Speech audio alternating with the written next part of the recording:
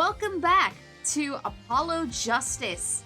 As I said just at the beginning, we're about to continue our journey through Case 5. I am struggling to speak right now. I don't know why. Turnabout for tomorrow, yeah. So we're about to start the trial for this case. We just jumped right into the investigation the last time because right as we declared not guilty for our previous client, we had to start a new case right off the bat, which made Athena the lead suspect in this one. Because her prints were found on the lighter that was discovered at the scene of the crime. So yeah, that's not looking good for her whatsoever. Jason, Mike, hi, welcome on in. Guys, hope you're doing well. Appreciate it, Chase. Yeah, thank you. So yeah, let's just jump right in.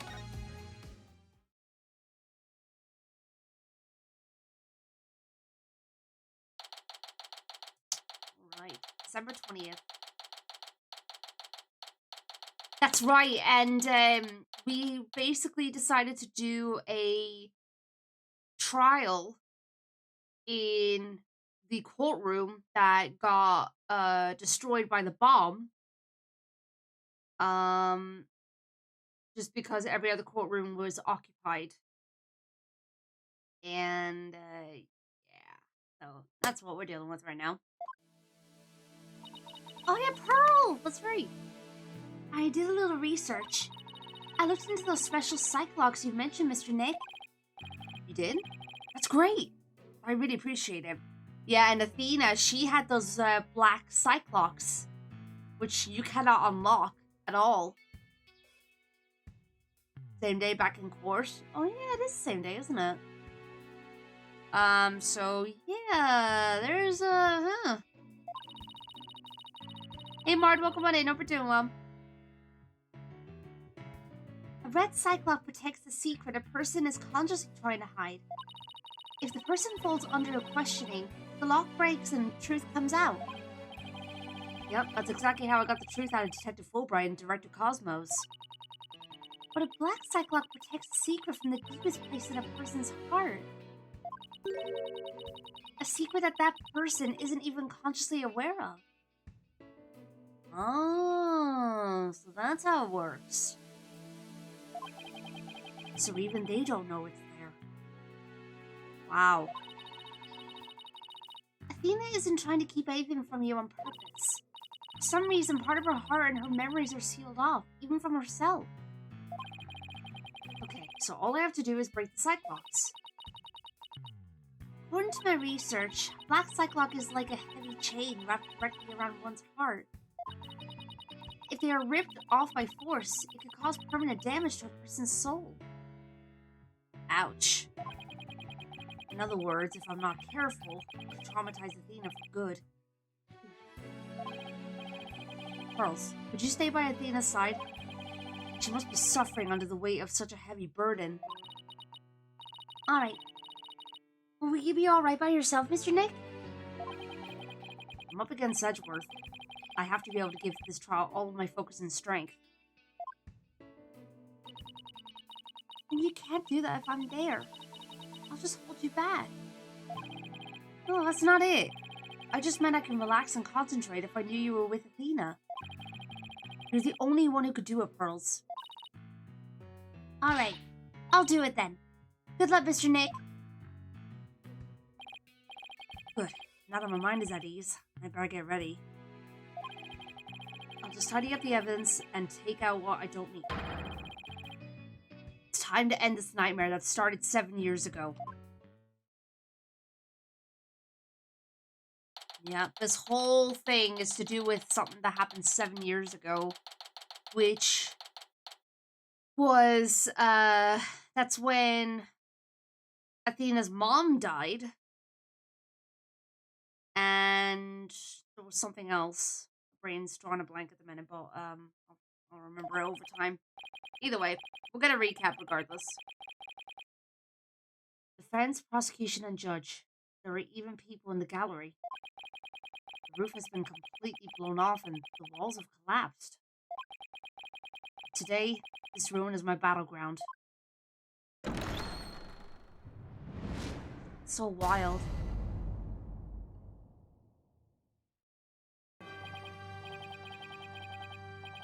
Ever wonder why Christoph Gavin broke down laughing mad? His locks were broken by force. Oh, okay. Court, or some simile thereof, is now in session for the trial of Athena Sykes.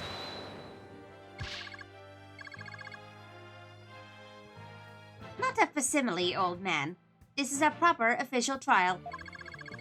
Take this more seriously, and you'll start hearing the bones of the hostages snap. Please try not to upset Miss Blackwell. I'm begging you. Actually, should I maybe use her normal voice instead of the robotic voice? Because it's her talking through the robot.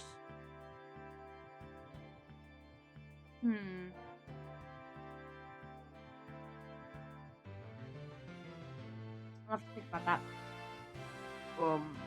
Court is now in session for the very serious and very proper trial of Athena Sykes. And there's Edgeworth. This is no trial. It's nothing more than a ridiculous farce.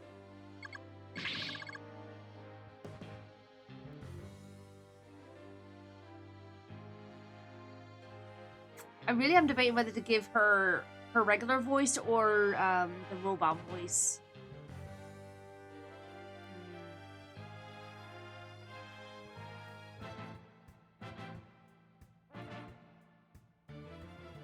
I guess just for the sake of, like, because it's a robot, I guess I'll just stick with that. Oh, what did you say? Edward, did you not hear what I just said to his honor? However, this ridiculous farce has a very important meaning for our legal system. Recall the case of the UR1 incident, in which a prosecutor was found guilty of murder. That case ushered in the odious dark age of the law. Right, yeah, that's right, yeah, because Blackwell, he was accused of murder 7 years ago as well. Which people think that he killed Athena's mom. That's right, yeah, that's what's going on. I see what you're after. If we could find the real truth behind that case today. Precisely. The darkness would be dispelled and glory shall be restored to the court system. Well, Prosecutor Edgeworth, you sound as if you know something of this truth. I do indeed. A new suspect has emerged in the UR1 case. For 7 years, Simon Blackwell has refused to speak in order to cover for someone else. Yourself, Phoenix. Here comes. I'm sorry, right? But the situation is what it is, and I must do what I must.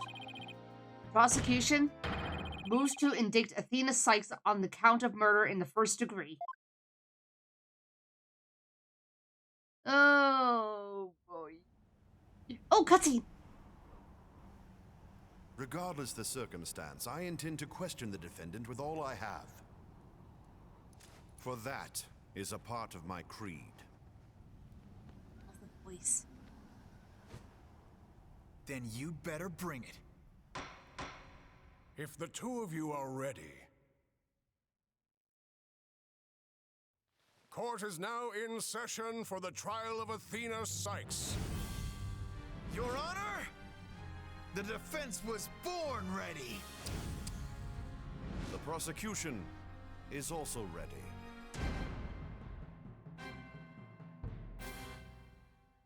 Oh boy. There's immense tension between us. It's like we're picking up right where we left off.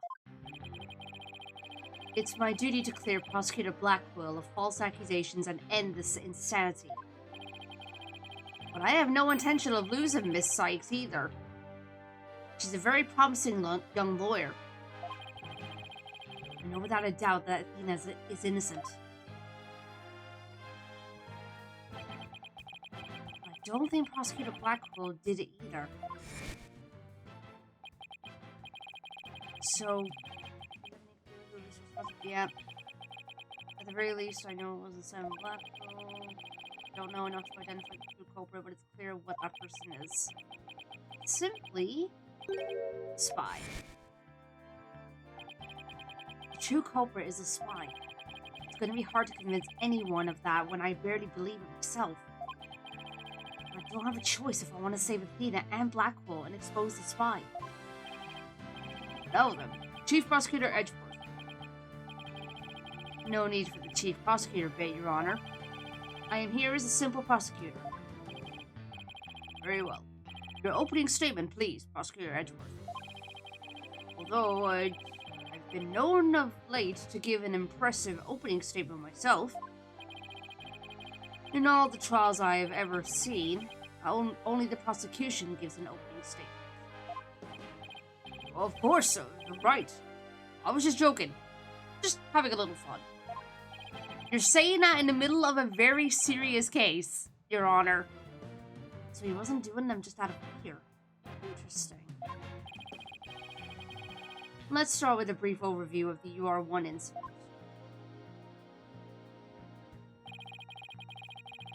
The incident occurred at the Cosmos Space Center 7 years ago on October 7th. The victim, psychologist Meta Sykes, was killed in the robotics lab on the 4th floor. And his mother. Simon Blackwell, a young prosecutor at the time, was found guilty of the crime. There were two deciding factors that led to his guilty verdict. One, Blackwell was the only person in the corridor to the lab at the time of the murder. And two, this photo, which captured the moment of the crime. Right. Hey, Iba, welcome on in. Hope you're doing well. Very incriminating evidence indeed. It appears that the only conclusion is that Prosecutor Blackwell did indeed.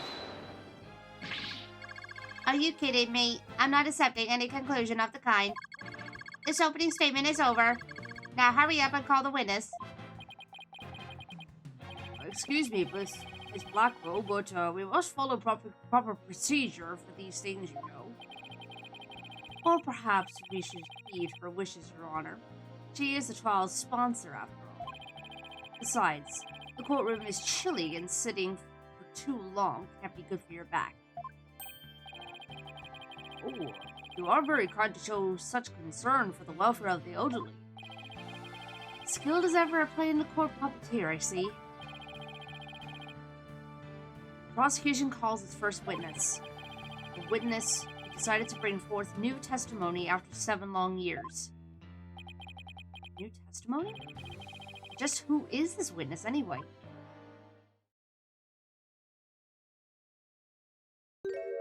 Seriously? All before write the name. In justice we trust. What are you doing here? I'm just here to speak for the hostage taker, Miss Aura Blackwell. She says she's too busy, what with confining and threatening the hostages and all. That doesn't seem to stop her from constantly chiming in through Conco. I'm nothing more than an observer in this. Do your best. I'm watching you. Believing her brother innocent, Miss Blackwell has been conducting her own investigation. And though her current actions are hardly lawful, I think we could at least hear her theory. I have here Miss Blackwell's notes on the investigation she conducted. And I'll be giving testimony based on these notes. Here I go. Okay, first testimony of the day. Let's go. Simon isn't a murderer. He was trying to cover for someone. Someone else was at the scene of the crime. They say Simon committed the murder. I mean, if he really was out to steal that moon rock, then why the rolling case? Because he was using it to hide someone inside, that's why. And the only person small enough to fit inside that case was Athena Sykes. Okay. Ooh, baby. And that's Miss Blackwell's theory. It totally goes in the face of the official ruling, huh? About the case she mentions, there were other rolling cases like that one in the lab. They're not for traveling. They're apparently for moving parts and equipment. I vaguely remember seeing 3 cases all different sizes. Oh, yeah. At the last trial, they thought that Prosecutor Blackwell used the case to steal the rock. And they had a perfectly good reason to think that, too. You see, there's a security camera in the corridor that leads to the robotics lab. That camera captured footage of Blackwell leaving the scene with the case. Oh, okay. See why the footage helped to bring his trial to a quick end. Very convincing, that's for sure. Right. That case, by the way, was later discovered outside on the Space Center grounds. Speaking of after that incident, where was the defendant Athena Sykes found? She was found on the 5th floor of the Space Center in the Sykes family residence. Prosecutor Blackwell most likely brought her there after the incident. In addition, it's unknown where Miss Sykes was It's unknown where Miss Sykes was at the estimated time of death. Miss Sykes was too confused by the shock of her mother's death to give proper testimony. I mean, yeah, what do you expect? Especially for a little kid. And there was no witness or evidence to tell us where she might have been. So what you're saying is Miss Sykes didn't have an alibi? That is what the evidence is saying, yes. I understand the reason behind the theory, but I'm far from convinced. The victim is the accused's mother. Are you actually claiming an 11-year-old girl? Of course the girl had a very strong motive. Dr. Sykes was a psychologist who wrote many papers about speech and emotions. You're aware of Athena Sykes' special ability, aren't you, Your Honor? You referring to that therapy thing? Yes, she's done it quite a few times in court. The ability to read emotions from speech and the subject of her mother's research. Well, as long as it benefits society, I don't see any particular problem researching it. I like where this is heading. One bit. Dr. Sykes was so intent on her research, she forced her daughter to undergo experiments. Hello there. Hello there. Papa Links, hi, welcome on in. Hope you're doing well. Peter Edgeworth, are you seriously suggesting... I've done my best to delegate, but even you can't deny it. True, Mr. Wright. No longer able to withstand the anguish of the experiments. Miss Sykes felt her only choice was to kill her own mother. Bruh. Order! Order in the court! What a tragic story. I hardly want to believe it myself. But we must proceed. Mr. Wright, if you could. Detective Fulbright, please refer to the notes.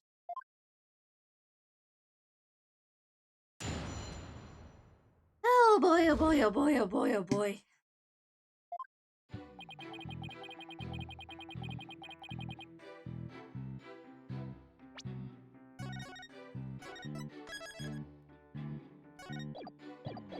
Start pressing. Hold it! Prosecutor Blackwell willingly accepted a death sentence to protect someone else? Yes, that is precisely what Miss Blackwell appears to believe. And that is what I believe as well. Prosecutor Blackwell is no murderer, Mr. Wright. But Athena Sykes certainly didn't kill anyone either, Mr. Edgeworth. It appears neither of us can afford to go easy on the other. Fine. I expected no less. Oh, I remember this tense atmosphere. It's so invigorating. I'm only reading notes here, but yeah, I feel extra invigorated too. Let's keep going.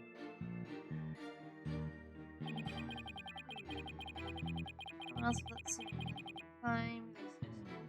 Hold it! Oh, yippee, sorry. But that's just speculation. Objection. No, Miss Blackwell has proper grounds for her claims. Objection! Then why didn't you say so in the first place? Objection! You're the one who screamed, "Hold it," and cut me off. Fine, so maybe I jumped the gun by a teeny-weeny bit. Now I know what they mean when they say close enough to argue.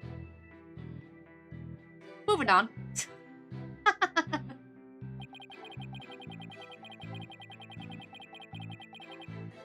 Hold it!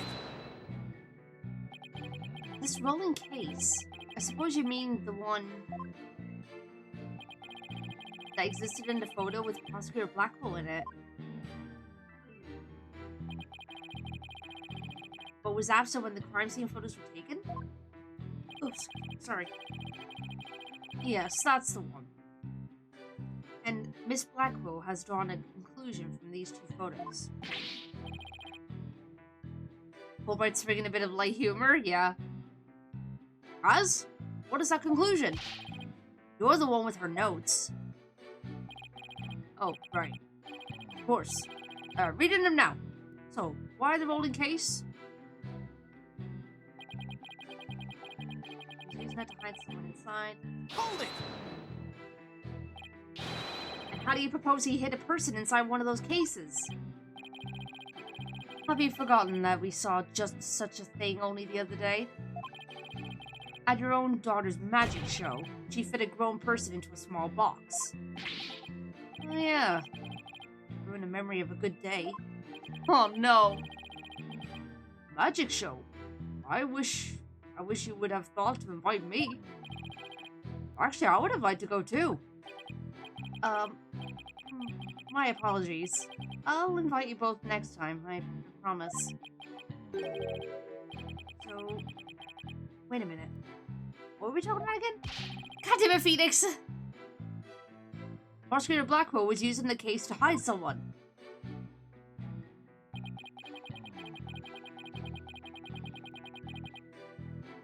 Hold it! But that's nothing more than conjecture, and it's hardly the only possibility. In that case, what do you think Prosecutor Blackwell had in that case? I think it was the moon rock. Objection! There were 3 cases at the scene, but Prosecutor Blackwell used the largest one. The moon rock was egg-shaped and only about 8 inches in diameter. It wouldn't have made any sense to use the largest case there just to move that rock. Objection! But that as it may, it doesn't prove Miss Sykes was inside. Then let me ask you this. Can you come up with a better theory of what was in the case? Well, Mr. Wright, can you? Give a guy some time to think. Let's see. Did I try to bluff my way through what could have been in that case? I mean, Phoenix, you're the master of bluffing, so go for it.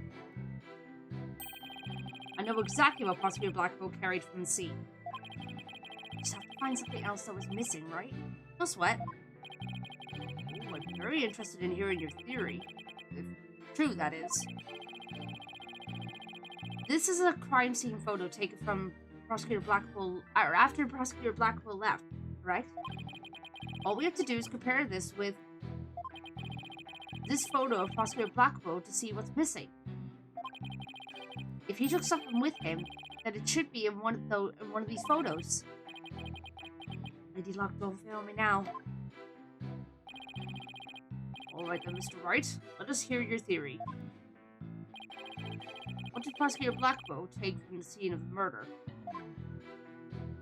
Okay.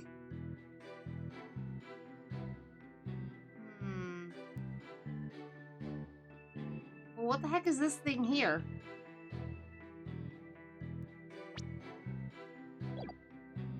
Take that! Please notice that there's a robot arm on top of the cart in this photo.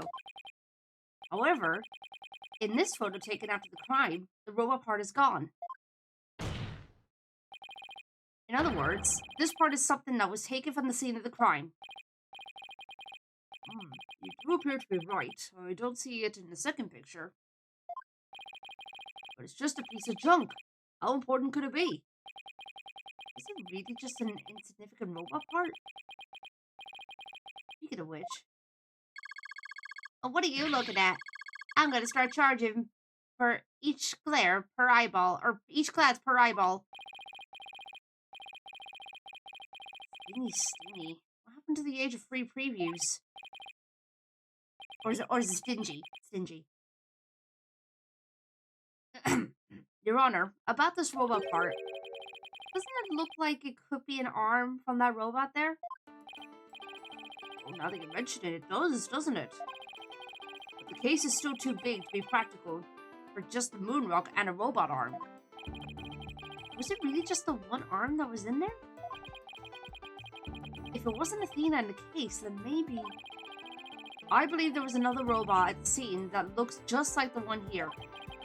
Your Honor, it is the defense's assertion that it was this other robot that was in the case. I'm gonna say just in case.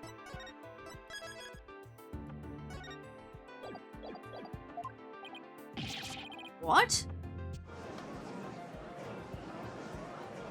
Objection! We can't be certain that part belonged to a robot. Yes, it looks like the arm of the one before us, but it could be something else entirely. Besides, it's wrapped entirely in bandaging, making it difficult to verify what it is. Objection! I know for a fact that it is a robot arm. I can even tell which robot it belonged to, just by looking at it. With this information, we can investigate whether it was there at the time or not. Well, Mr. Wright, I thought you were more of the technologically illiterate type. When did you become such an expert? I feel somehow abandoned. Not to worry, Your Honor. I still know next to nothing about machines. But I know this piece of evidence proves which robot the arm belonged to. Okay. Let's see what we got here.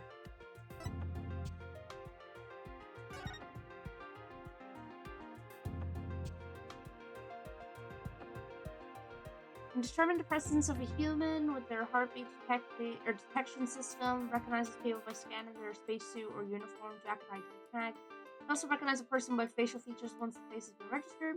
Can infer people's emotions by analyzing their tone of voice and communicate with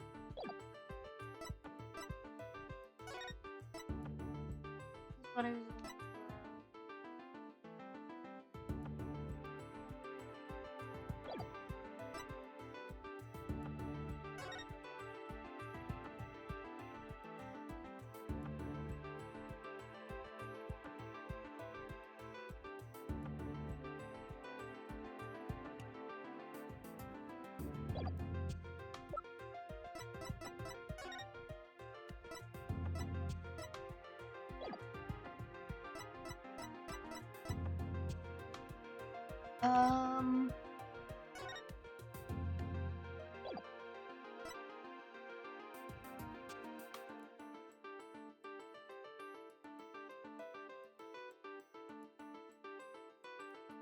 I know this piece of evidence proves which robot the arm belongs to.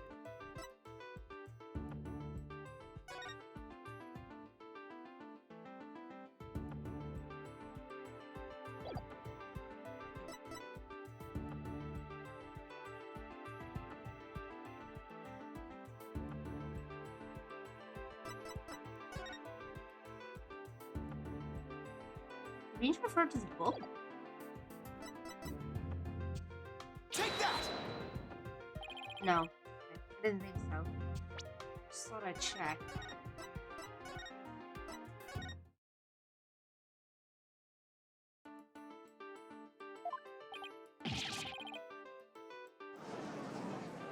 Well, this again. Objection!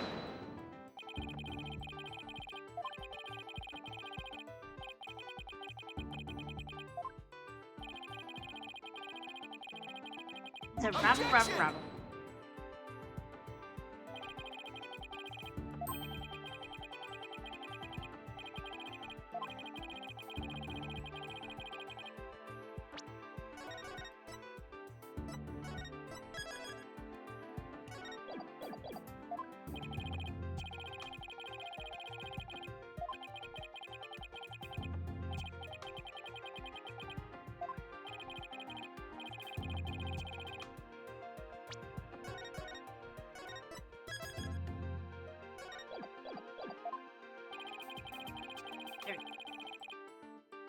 Ah,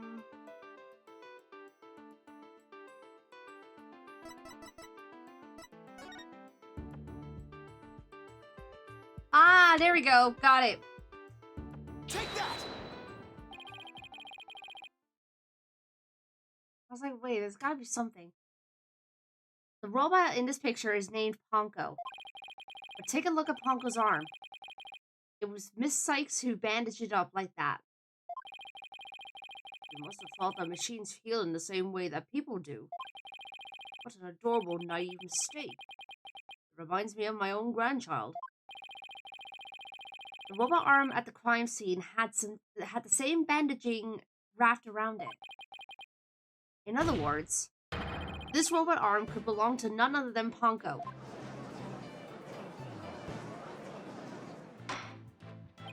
Order in the court! Order, I say!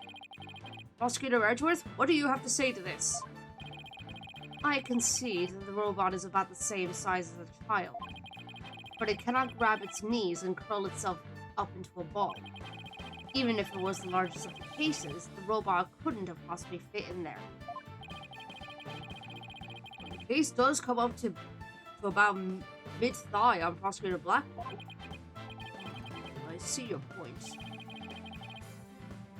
The robot is much taller than that. Got me there.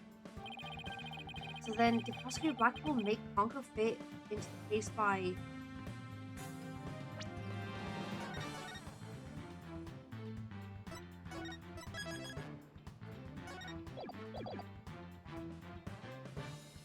I would have said dismantle.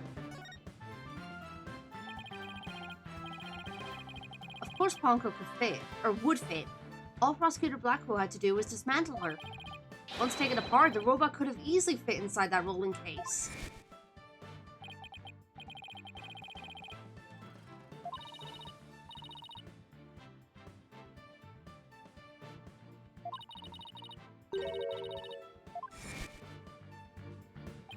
God, sorry. It sounds rather violent, but Mr. Wright does have a point there. Objection! Except that there was a body on the table where robots are dismantled and assembled.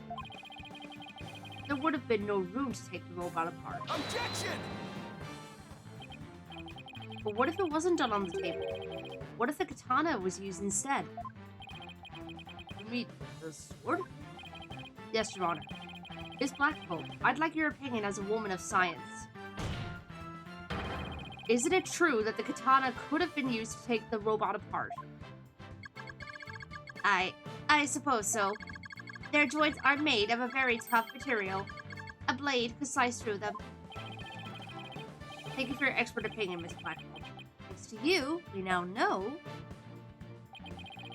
that the existence of the severed arm in this photo proves that Ponko was taken apart.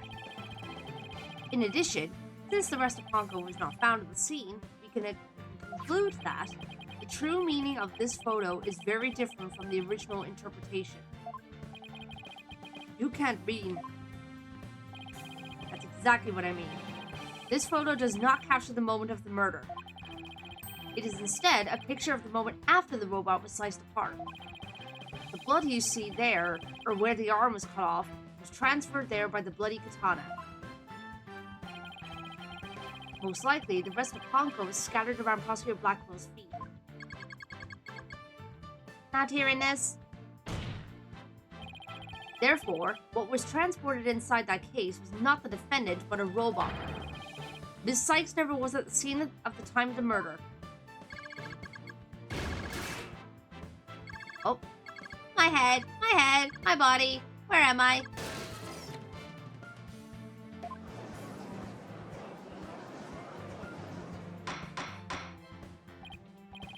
Order in the court.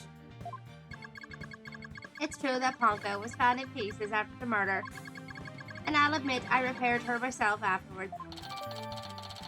Okay. Yes, I'm finally making some progress. Hopefully I've gotten at least one step closer. Proving both Vita and Prosecutor Blackwell innocent. Objection!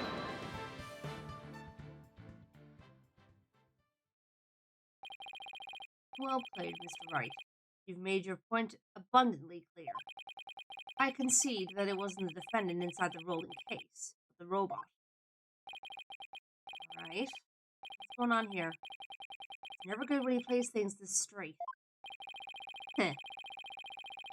Well, does the prosecution withdraw its claim that the defendant was carried from the scene?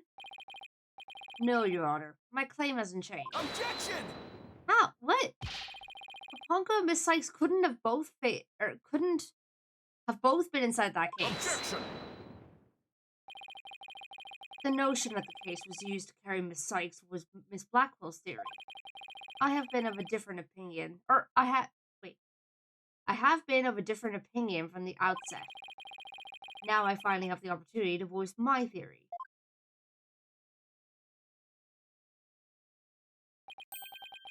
Thanks to the defense. Uh-oh. You're one step ahead of me this whole time. In that case, how do you propose the defendant left the crime scene? Simple. The footage only shows Prosecutor Blackwell from behind. What's more, he's holding his arm in front of his body, as if he were holding something or someone. That's hardly evidence. I have proof. The surcoat Prosecutor Blackwell was wearing. The victim's blood was found on the front of it, and the stain had a highly distinctive shape. Blood stain? With a distinctive shape? Please continue, Prosecutor Edgeworth. 7 years ago, the defendant was known to constantly wear a certain item, of which there is only one in the world. A special pair of headphones made just for her.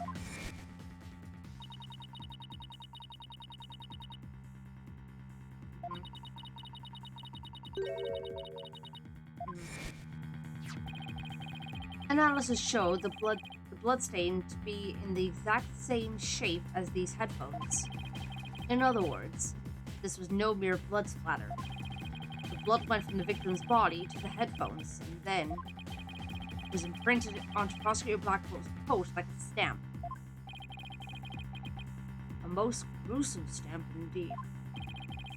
Blackwell carried Miss Sykes, who had been hit by splatter, away from the crime scene. This proves that Athena Sykes was, without question, present at the crime scene. And that concludes the prosecution's argument. Ugh.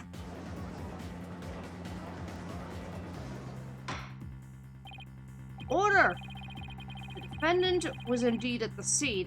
It deepens suspicion against her. Objection! But we've also shown that the robot was there at the scene as well. Objection! I hope you're not making the ridiculous claim that a simple robot was the real murderer. I don't really think that, no. But you can't say the possibility isn't there. Detective Fulbright, was the robot questioned at the time? No, I don't see any record of it. I believe it was considered unrelated to the case. But as it turned out, the robot was actually integrally related. Your Honor, the defense would like to call Ponko to the stand. A robot witness? Your Honor, we've had parrots on at the stand before. Order! Order in the court! Prosecutor Edgeworth, what do you think about this? Mr. Wright has called all manner of witnesses to the stand over the years. Exactly. So why not a robot? Nothing surprises me anymore with him. Very well. I will allow the witness. Bailiff, please summon the robot named Ponko.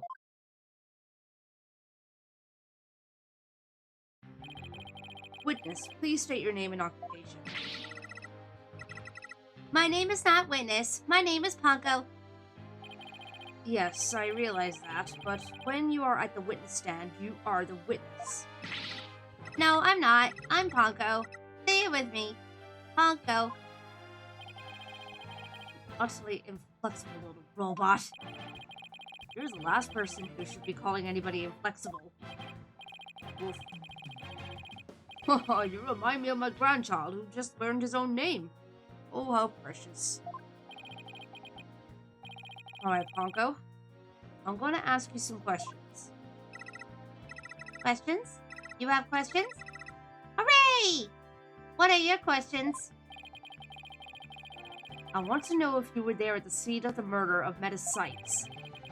It was 7 years ago on the 7th of October around 2 p.m. in the robotics lab.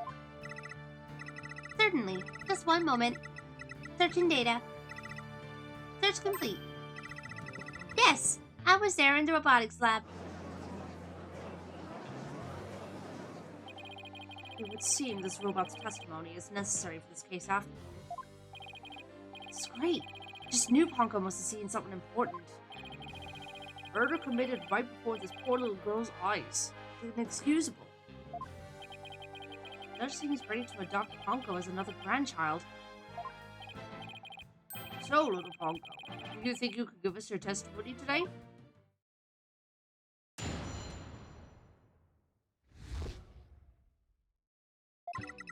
I went to the robotics lab at about 2 p.m. for my regular recharge. Just as I was about to charge up, Athena came in and hugged Mommy Menace. And then Mommy Menace fell down. After that, I was recharging, so I don't know anything. After I charged up, I was cleaning the room, and Mr. Simon came in. And then an error occurred. There is no data after that point. Sounds like the defendant was, without question, at the scene. However, it doesn't appear that the witness saw the actual moment of the murder. I disagree. This testimony shows that the defendant did indeed commit the crime. What? At the end of the day, we mustn't forget that this witness is still a machine. Being a robot, its understanding and capacity to express itself are limited. So what are you suggesting? The witness's statements need to be interpreted. For example, the terms hugged and then later fell down. Adults don't usually fall down after being hugged by a child. They don't, but yes. What this witness's statements are telling us is the defendant stabbed the victim with a murder weapon during this moment. What?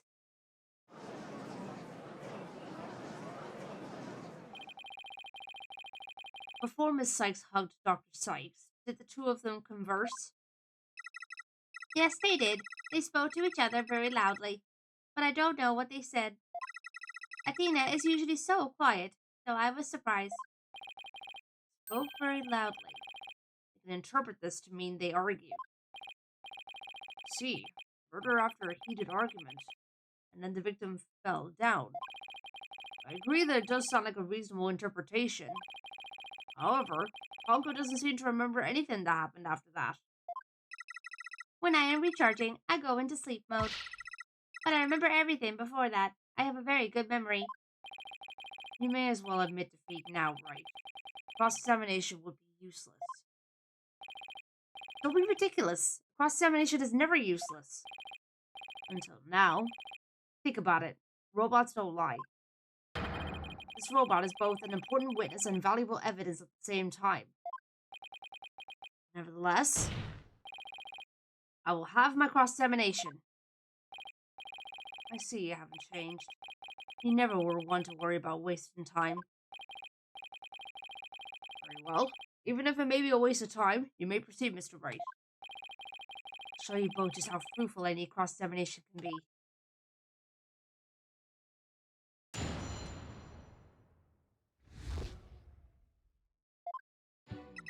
Okay. The ads are about to start as well, so I'm going to pause here for a moment.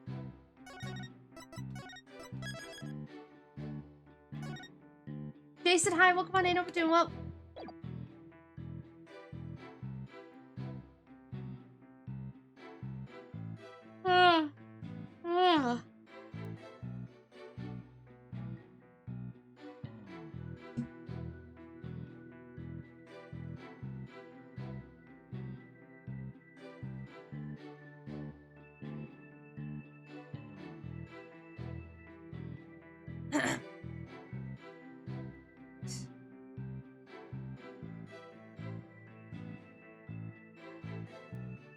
gonna wait for the ads to be over and then we'll continue.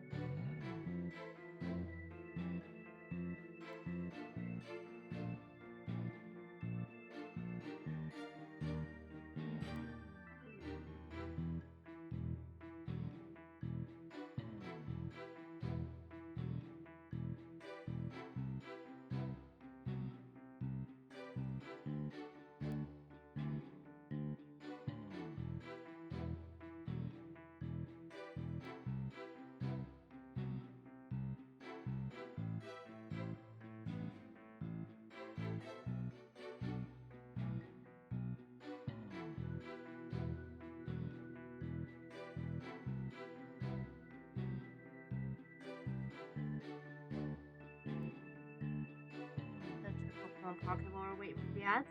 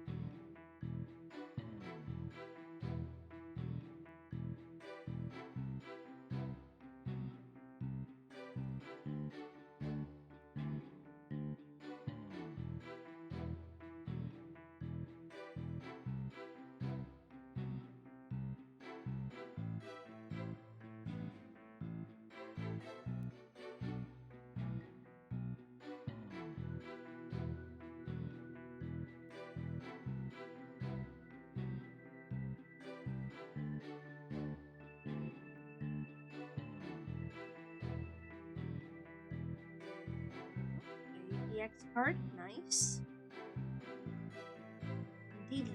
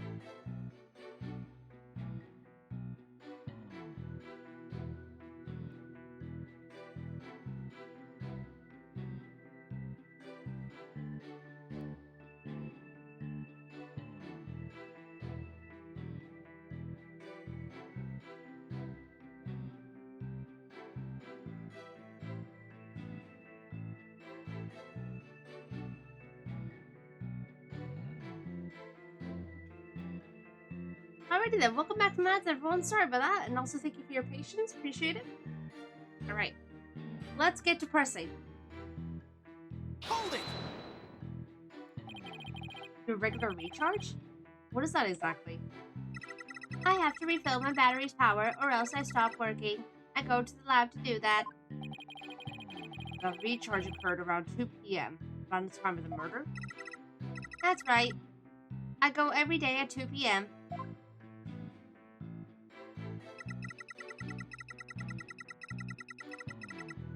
Hold it! I'm curious about what your questions are, Doran. Oh, huh? The judge took to me and stabbed her with a weapon. You said the two of them were talking before Miss Sykes hugged her mother. Is that right? Yes, they were talking very loudly, but I couldn't tell what they were saying. You can tell? Even though they were speaking so loudly? I'm only allowed to listen to voices that are directed at me. If I could listen to every voice, it would be a little better than a mobile eavesdropper. Well, that explains why some of Ponko's testimony is so vague. It's a shame that our little friend wasn't listening in, however. We could have learned what they were talking about just before Dr. Sykes was killed. Now then, what happened after that?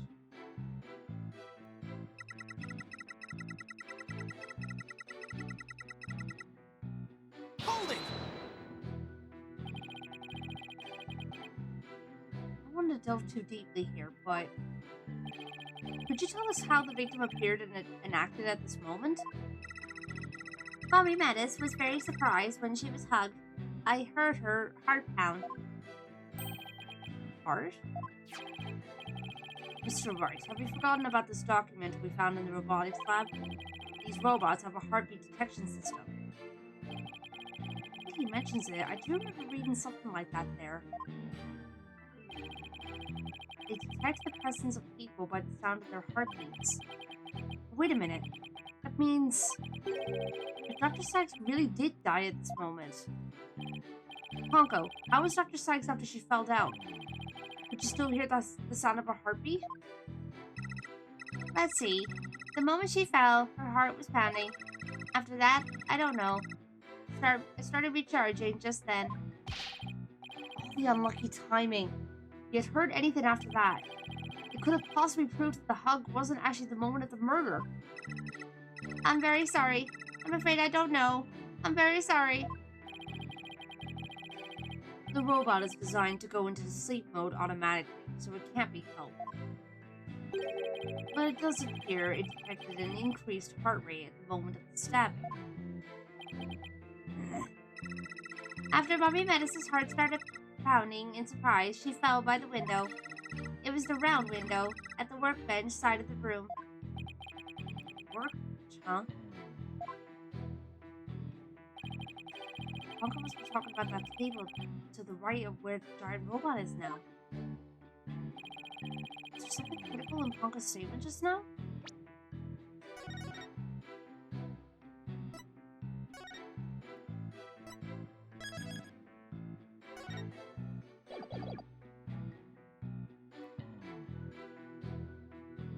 I would have said there is.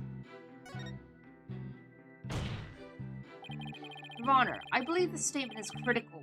I'd like it added to her testimony. Very well. Honko, could you please add that statement to your testimony? That's a good little girl.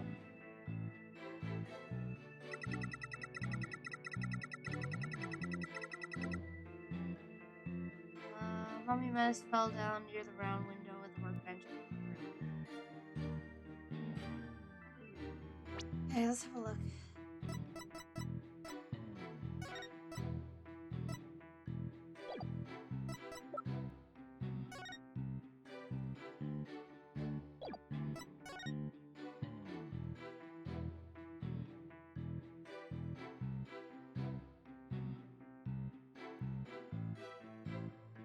Hold the phone.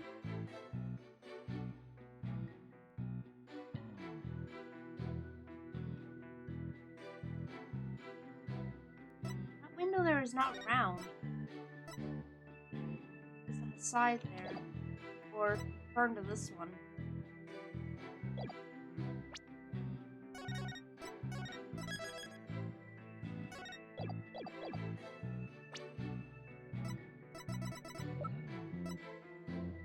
Objection! There we go.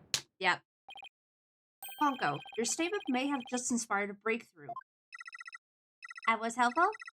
Hooray! I'm so happy! Just to be sure, let's go over it again, okay? The victim fell near the window on the workbench side of the room. However,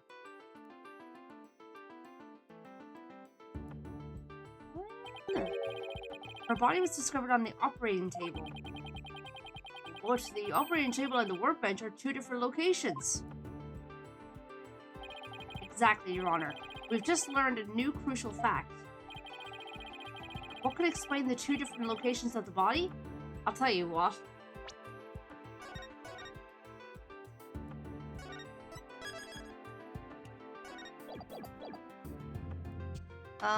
Victim moved, or the defendant moved the body.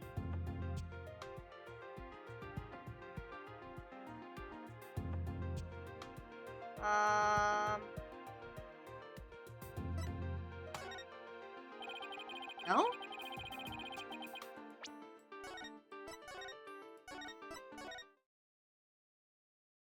Usually you could tell when the status bars move.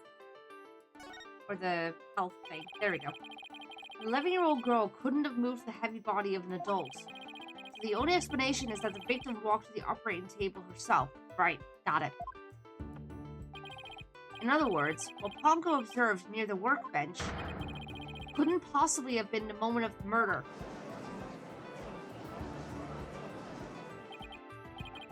Whew, I am very relieved to hear that.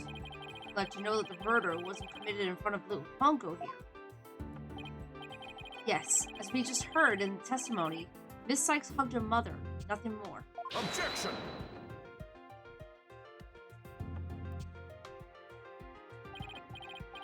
Right.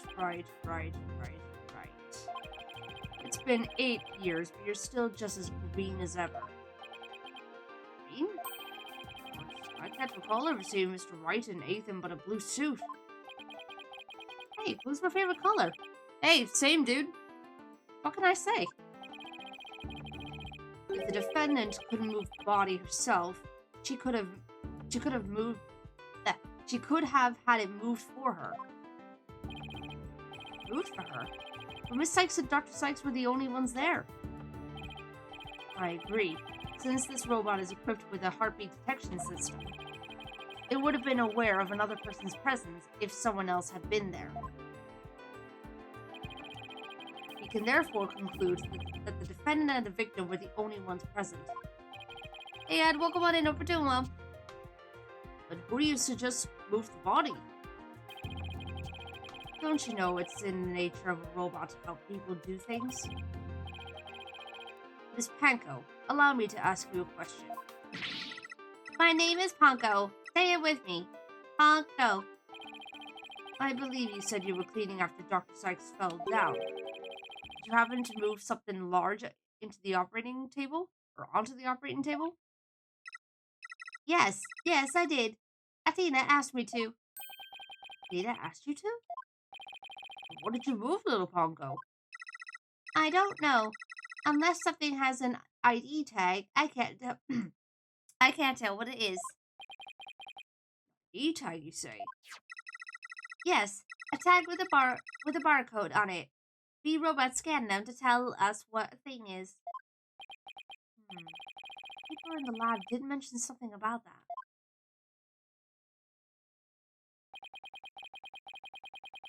I don't, Doran. I'm just improvising.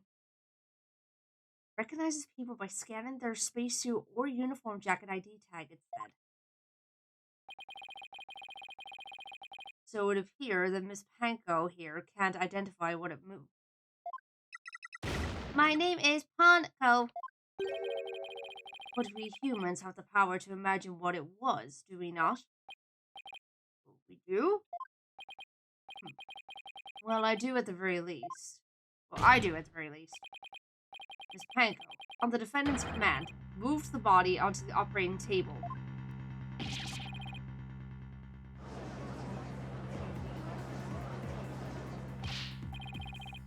Panko, did you really move Dr. Sykes' body? This is really important. Isn't there any way you could tell? I don't know. Without an ID tag, I can't tell. Give it up, right? If the victim's heart was stopped, the robot's detection system would be useless. Furthermore, Dr. Sykes usually wore her white coat while she was working. She kept the jacket with her ID tag on it, draped over a chair in the robotics lab, and only wore it for special occasions. In other words, the victim wasn't wearing her ID tag at the time. From the robot's point of view, her body was simply just another object. Objection! But Ponko was equipped with a facial recognition system. If she really did move the victim, she would have recognized the body as Dr. Sykes. But she didn't, so that means... Objection! A face can easily be covered with a piece of cloth, a mask, or something else for that matter. With their facial features hidden, the robot wouldn't be able to tell it was Dr. Sykes. It's right. To summarize, Miss Sykes stabbed her mother near the workbench, then using the robot, she moved the body to the table, where she removed the sword and was stained in blood.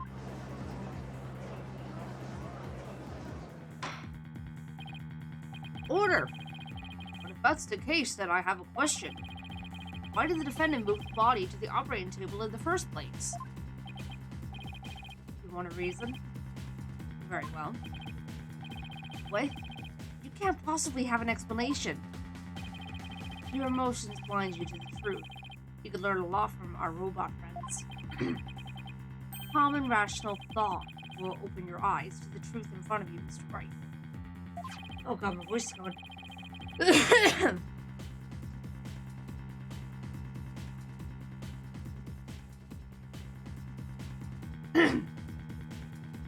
Now then, do you remember the operating table's one special feature? I believe I read that robots could be assembled and disassembled there, isn't that right? That's right. And to the defendant, who was just a child at the time, the table was like a magic box that could make robots appear or disappear in seconds.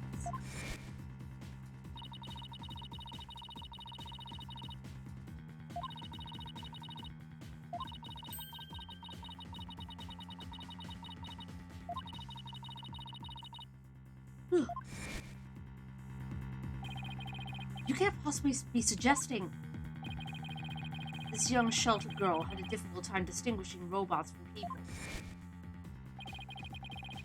But take a look at Ponko's arm. It was Miss Sykes who bandaged it up like that.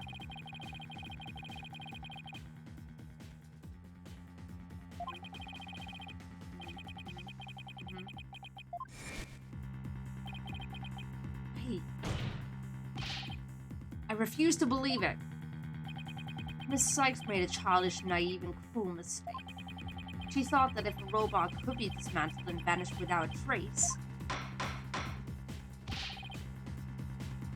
Prosecutor Edgeworth, if you're about to claim what I think you are, I demand that you word it as delicately as you can.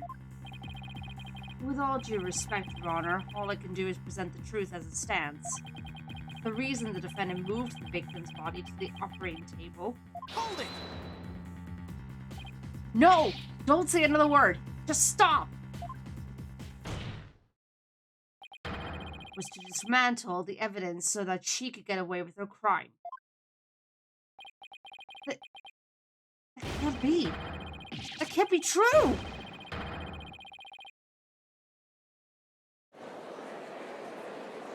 Oh boy, oh boy. Order! Order in the court! Order in the court, I say! Edgeworth, she was just a little kid. How could you say such a horrible thing? Horrible? Like I said, you're just as green as ever. I came here today as a prosecutor to seek only the truth. No more, no less. My theory is simply the result of a rational consideration of every possibility. Objection! But dismantling isn't the table's only function. It can make repairs as well. It's conceivable that Miss Sykes moved her mother to the table in order to fix her. I suppose there could be another way of interpreting it. But dismantle or repair, it doesn't matter either way. What do you mean? After murdering her mother, Miss Sykes may have come to her senses. Perhaps she did want to make it appear as if it had never happened. And that's why she tried to repair her mother. Yes, that's one possible explanation. But we mustn't forget the facts of this case. The victim was observed to fall down after being hugged by the defendant, and the body was moved per the defendant's command. These two facts that indicate the defendant's guilt, remain unchanged. This just can't be true. Mr. Wright, do you have any evidence to refute the prosecution's claim? Evidence? Let's see. Can't think of any. I'm afraid I don't have any evidence. Since becoming chief prosecutor, I've learned that the truth isn't always pretty. Now, accept the truth, Mr. Wright. Your subordinate murdered her own mother.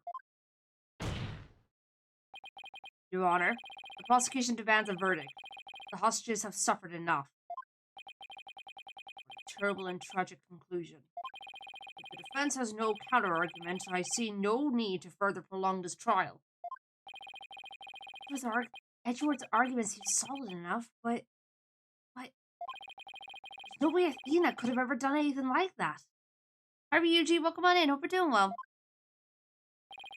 What do I do? There has to be something. I can't think of a single thing.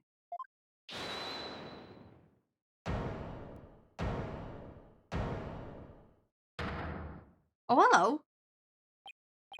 Prosecutor Blackwell. This is quite the farce you are conducting here. I could die from laughter. Why you put me in a box? No, I'm doing alright, thank you. I'm doing alright.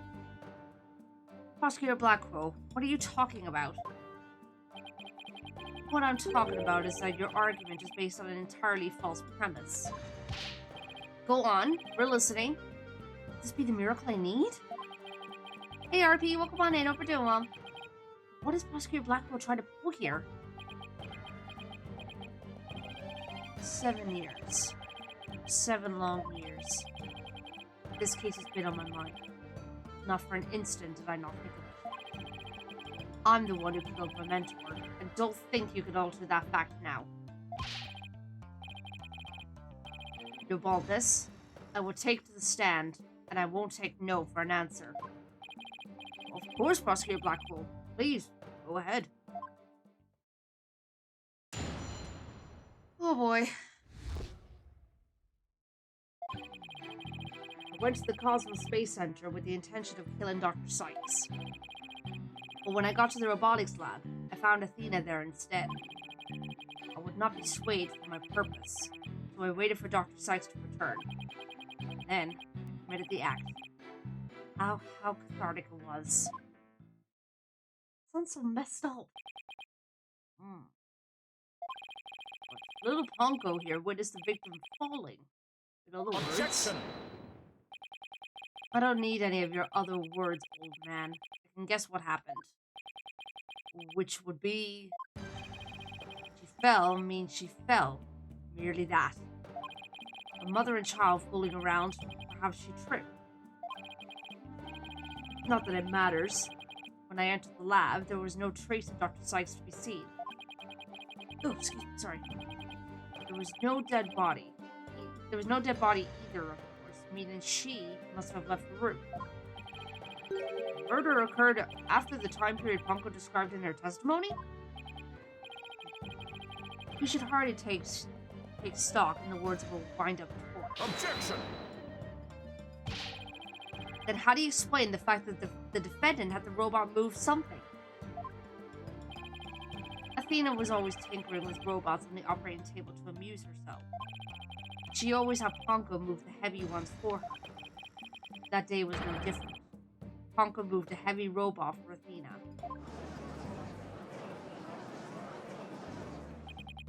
This is awful. What he's saying seems to make sense, and yet... Objection! Prosecutor Blackwell, are you trying even now to turn away from the truth?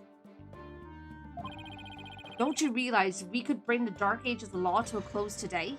Objection! You expect too much from me. I'm just a murderer beyond redemption. Why don't you just let me go so I can settle down into hell? Where's Charlie from Hasbro Tell Me You Need Her? Blackwell's execution is tomorrow. If the truth doesn't come out now, it's all over. You saying that the little girl and the robot had nothing to do with the murder? That's right. So let's hear your verdict. If we don't hurry, I might miss the ferry across the state. Stakes? Yes, stakes.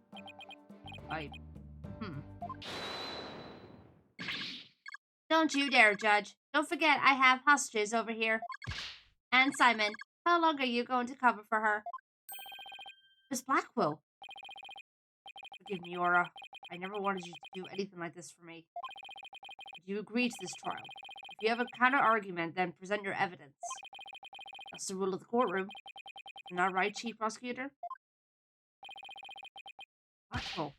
You selfish... Well, to be frank, I don't like this, but it's my duty to make a decision. No one has a counter argument. I'll announce my verdict. Is this really happening? Is it really gonna end just like it did 7 years ago?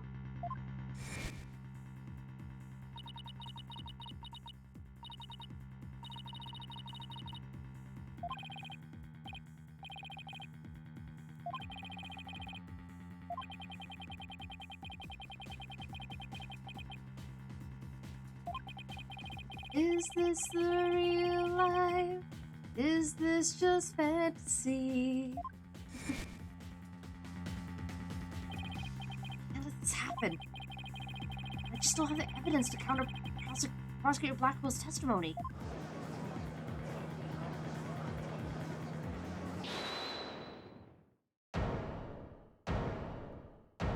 Laura? Athena! Athena, what are you...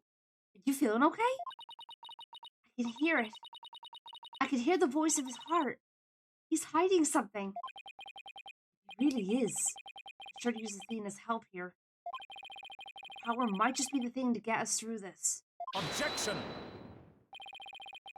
Sykes, no need for you to chime in here. Just accept that you're innocent. Objection!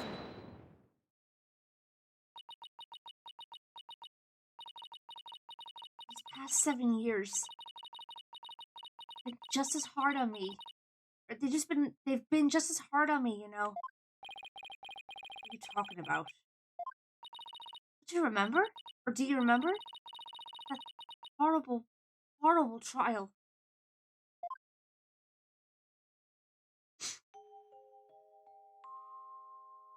Please, you have to listen to me!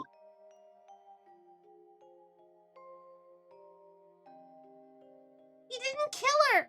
His heart is screaming that he didn't kill her!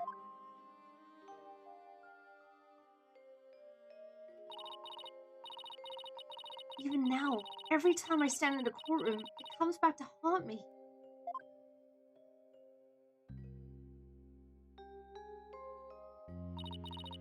Not being heard, no matter how hard you try. Feeling so helpless.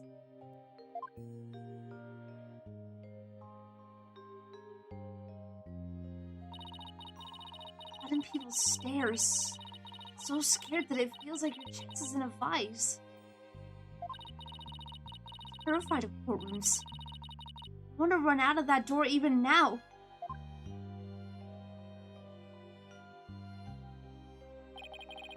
Yet, I found a way to keep the fears at bay and became a lawyer.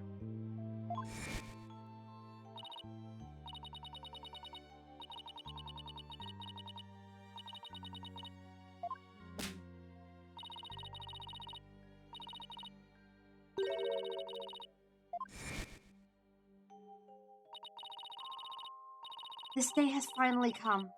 The day I've been looking forward to with all my heart. This is why I became a lawyer. This is why I studied psychology. It was all to save you from this false conviction. But Miss Sykes, do you realize what it would mean? You were the accused, after all. If you prove Prosecutor Blackwell innocent, then... The only thing that matters is the truth. It's my duty to find out what that truth is. Simon, please give me this chance. A chance to shake off this fear that's been with me for 7 years and to face the truth. Athena's being so brave, confronting her past like this. This might really be the last chance to save them both. Prosecutor Blackwell, please testify one more time about the incident 7 years ago.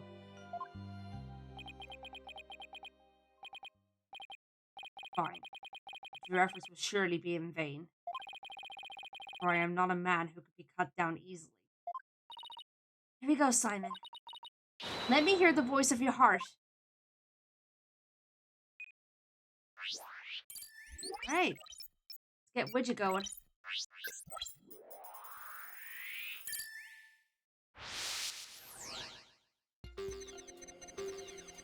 Let's save really quickly as well.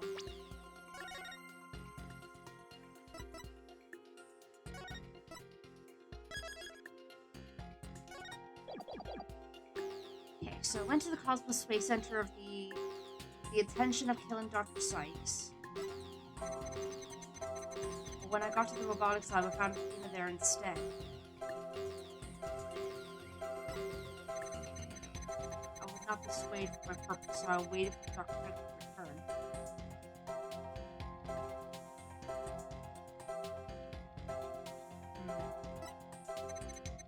And then I committed the act. Okay.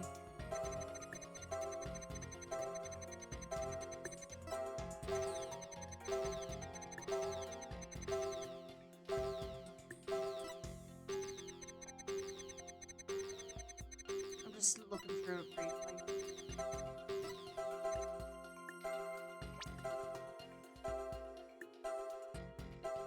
Got it!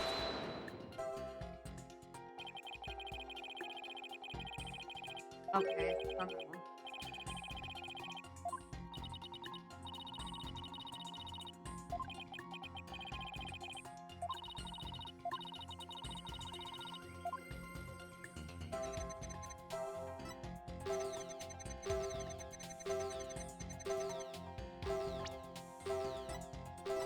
Got it! There we go. Got it. This feeling of happiness. Even though the person you were looking for wasn't there, you felt happy. Why is that? Simple. When I was looking for Athena and hadn't found her yet, I grew worried. So when I saw her in the robotics lab, I was happily relieved. Merely that. Wow. That took a lot, like, out of him. Or, like, that was a lot of discord that was, removed. Just now you said that you went to the Space Center to kill Dr. Sykes. The first thing you did was look for her daughter instead? I had no intention of harming Athena, so I wanted to confirm that she was safe first. It was just a part of my plan. Nothing contradictory about that. Ugh. The second I find an inconsistency, he cuts it down. Simon knows the principles of analytical psychology. There's less noise now, but I don't see any instabilities we could latch on to. I was afraid of that. We'll just have to keep chipping away at him. Then, bit by bit. Would you update his testimony, Athena? You got it, boss.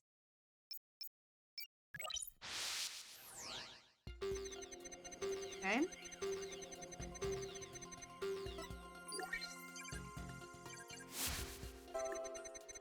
Found Athena in the robotics lab. Yeah.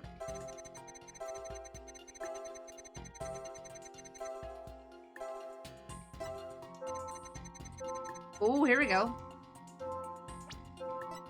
Got it! Not even you can falsify your emotions, Prosecutor Blackwell. What? When you said that you killed Dr. Sykes in your testimony, you felt sadness. Why would someone who had lain in wait to kill her be sad at her death? Such an obvious attack. Yes, I felt sadness, but it wasn't for her. I felt sorrow for Athena and her circumstances. He can't be talking about that. Can he?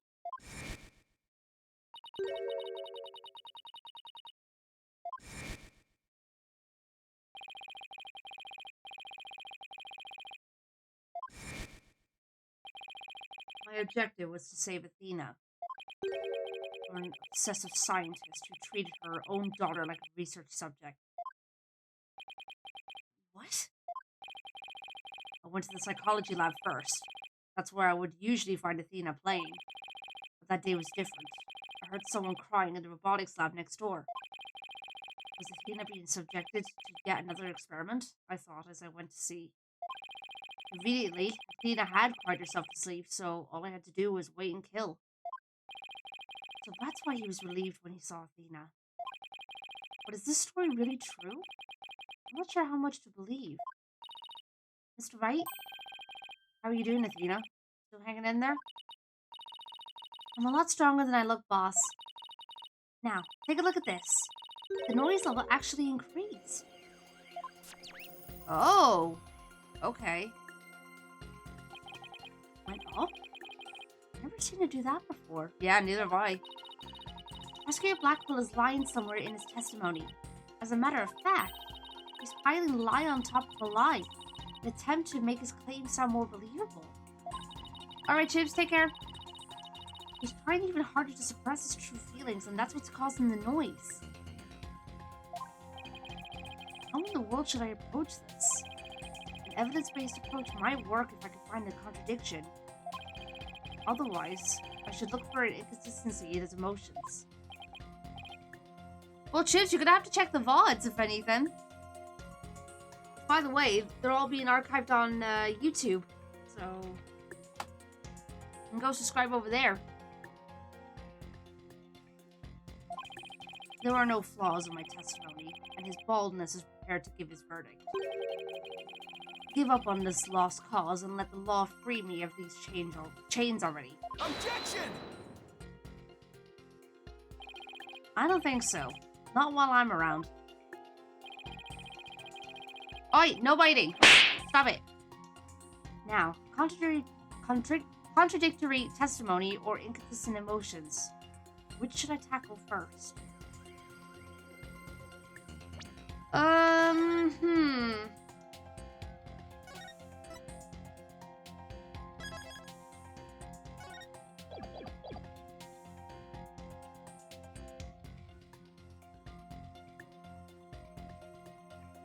I feel like his emotions should be focused on first. But at the same time,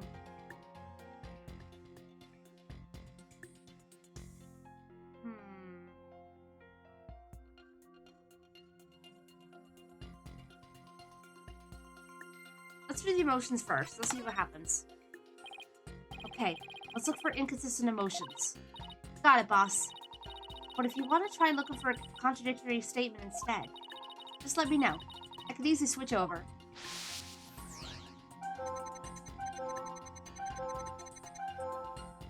Fine, next door, of course I was worried. Okay. Hurried over and opened the door to the robotics lab.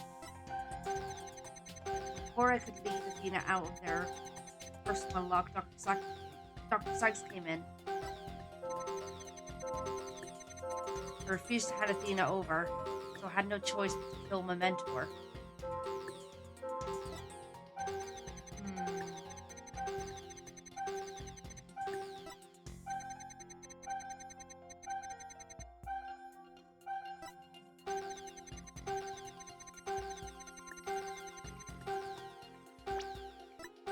Got it! Oh, that one. Okay.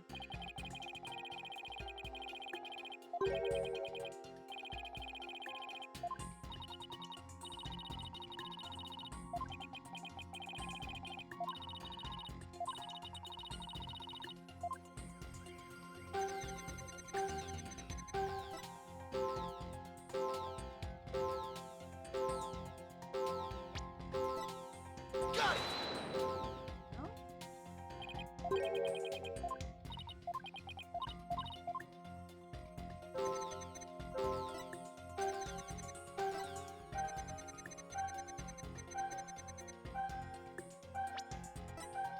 Got it!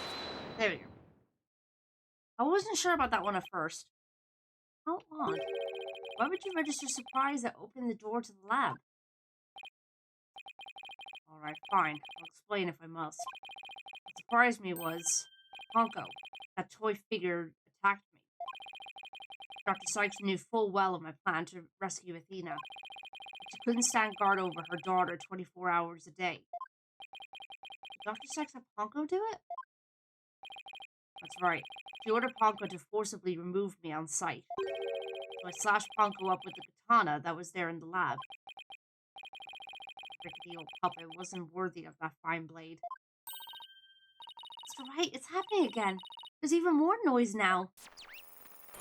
Oh no. Okay. At 100% now. What's going on here? Whenever we find an opening, he covers it up with lies. We'll never get rid of the noise at this rate. pretty hard to keep telling coherent lies like that.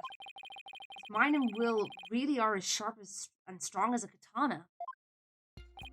Alright, what should I tackle first this time? Let's try the testimony.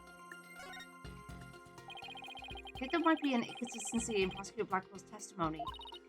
Alright, let's give it a thorough check then.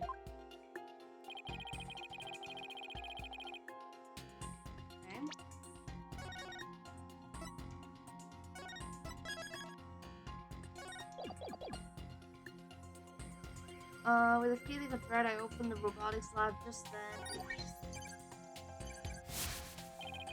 Paco attacked me, retaliated by cutting it into pieces. Before I could leave Athena out of there, forced my left off to him. Refused to hand Athena over, so I had no choice but to kill my mentor.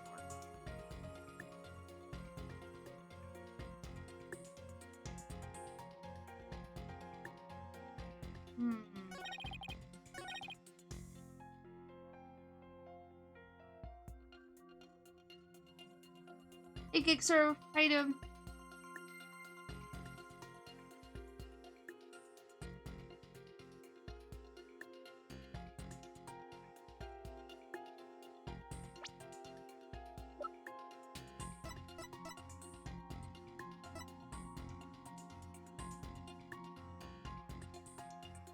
Objection!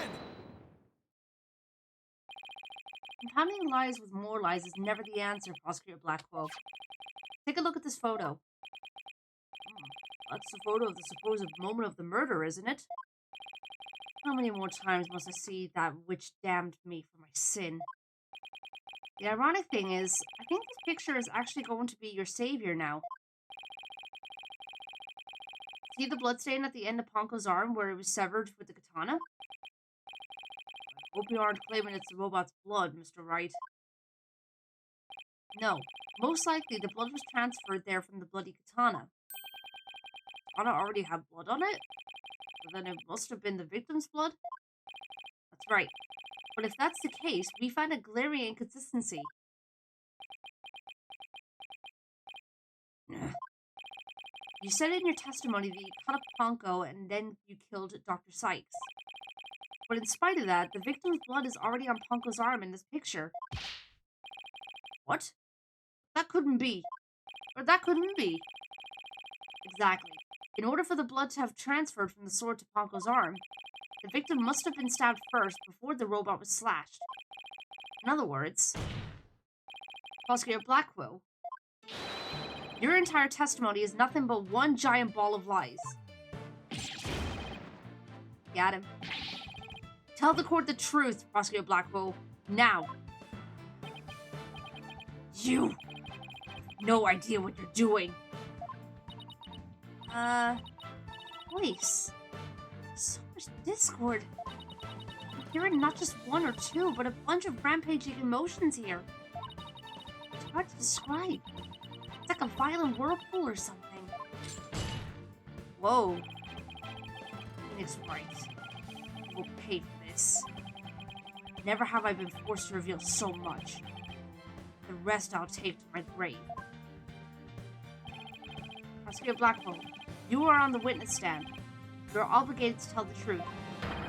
Isn't that the rule of the courtroom?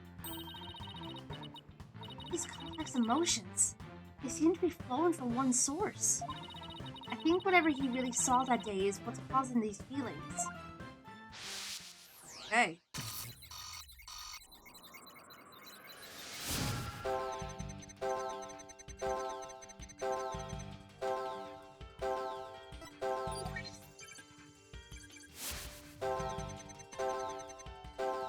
Terrible scene. Before I could leave Tina out of there. What's going on here?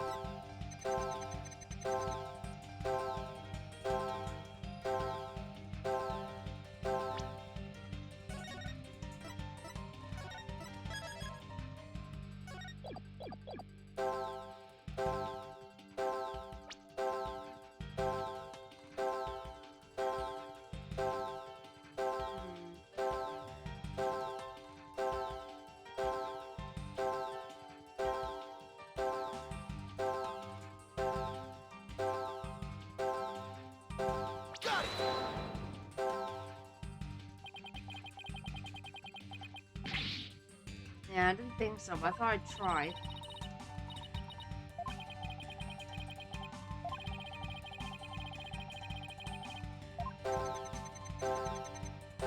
Is it Athena?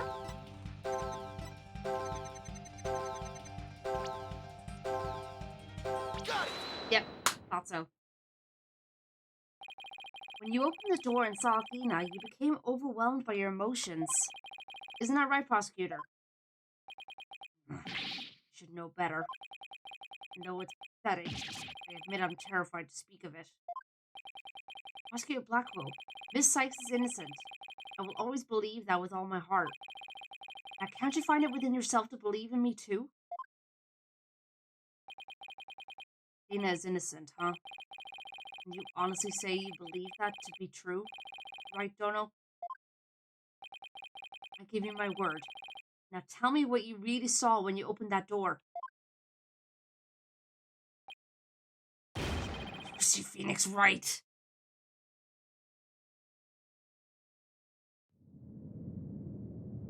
Oh, that's it? No? It was a tragedy. One I'll never forget. When I arrived at the lab, Dr. Sykes was already dead. He was lying on the operating table, while the bloody katana lay on the floor.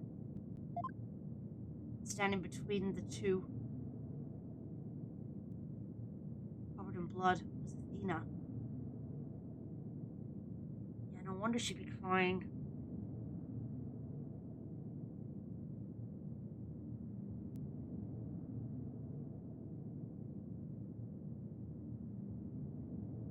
And that's where the hug came in. Hugging her mother.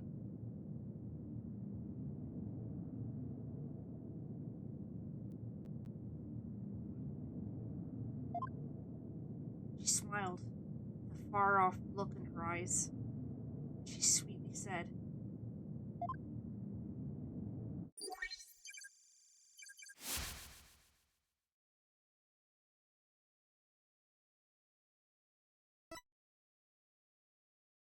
"Something's wrong with Mom, so I'm taking her apart to fix her."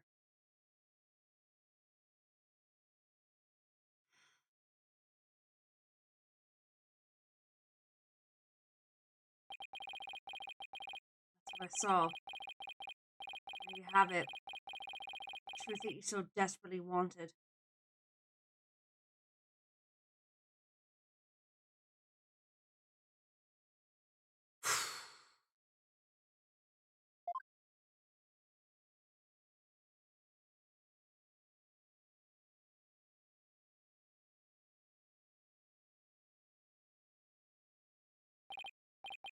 Oh,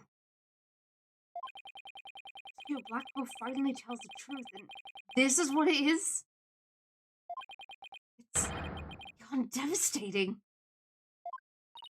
Yeah, I had a feeling she'd be losing it. I tried to take my mother apart.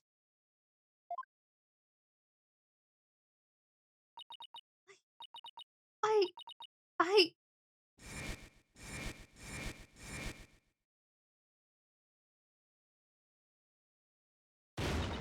no! Oh, God.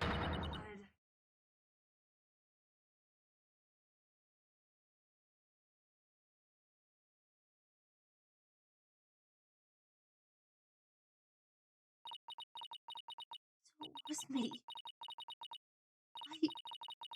I'm the one who killed my mother. Dina! As I said, right. Truth isn't always pretty. Murder, disassembly on an operating table. Scientists using our daughter as a guinea pig. Sadly, it appears that my theory was correct after all. Objection! It's true that Athena didn't like her mother's research, but you dare cast aspersions on my mentor by claiming Athena was used in such a manner? Dr. Sykes could be awkward with people, but she loved her daughter with all her heart. She me? Your mother hated to see you suffer because you could hear the voices of people's hearts. She wanted to set you free of your pain. She worked tirelessly on her research. Do you remember those headphones you hated so much?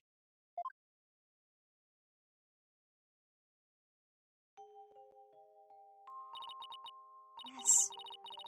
My head hurt every time I wore them. No, Tina. It's just the opposite. They emitted sound waves to nullify emotional input from the voices of people around you. Your power was much stronger than it is now. And those headphones were what enabled you to carry on with everyday life. No, this can't be true. Then why? Why would I have done something like that to somebody who loved me so much? The love for you was real. That I can guarantee. That's why I knew that what happened had to be some kind of mistake. I couldn't let you be punished for it. So you took the blame yourself. You and your mentor are more alike than you know. Uncle was a witness, so I put it in the case, held Athena close and vacated the lab. Threw Ponko away in the boarding lounge trash chute. And I hid the case on the Space Center grounds.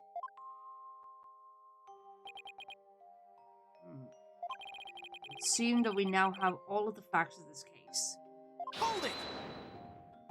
No, not yet! It can't end like this! Objection!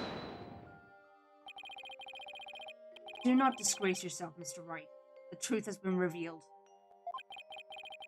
Or are you the type of man to turn your back to things that disagree with you? I'm not.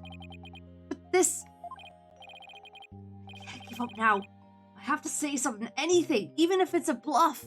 I've always managed to pull through that way in the past. I have to make it work. The defense is...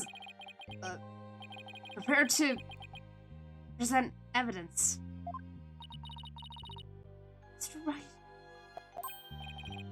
Yes, Athena? Okay. Then stop now. I don't want you or anyone else to suffer any longer for my sake. Athena, what are you saying? I killed my mother. That's the truth. Just like Prosecutor Edgeworth said, we have to face it, no matter how much it hurts.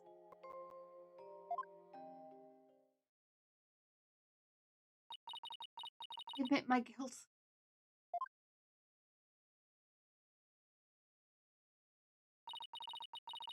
Could I please be granted just one chance to tell everyone what I recall?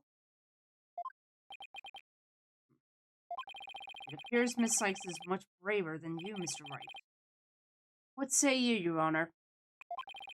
In light of her courage, will the court give Miss Sykes this opportunity to confess? Very well. Then if you would, please take the stand, Miss Sykes. Oh my god.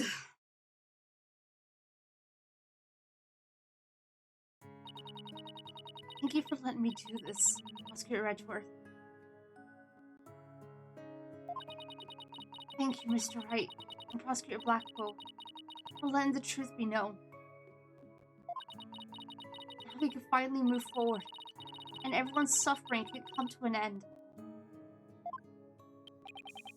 Tina.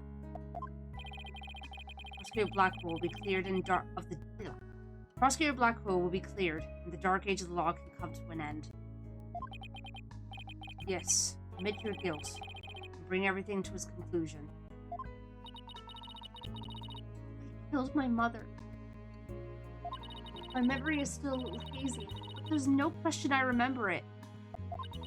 I remember the weight of the weapon in my hand, and the feeling of it stabbing in deep. I remember the warmth of her blood as it flowed down the handle onto my fingers. Your Honor, please find me guilty. I dare say, these are all memories that no one but the murderer would have. See, thank you for your confession. I believe this trial has gone on long enough. Before we conclude,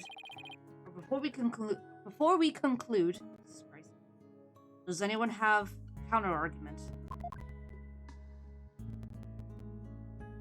Objection! Of course, Phoenix would. I do, Your Honor. Mr. Wright. Mr. Wright, why? I killed her. I remember it now. Any counter argument now is pointless. Objection! Don't tell me you've forgotten one of the basic tenets of lawyering. Always believe in the client to the bitter end. Athena, you were not a murderer. Objection! I said that you never changed, but could you have actually regressed in these 8 years?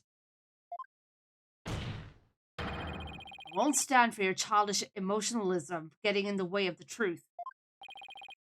Emotionalism? Don't lecture me on matters of the heart, Edgeworth. Because I can see straight into a person's soul. There's the Black Cyclops again.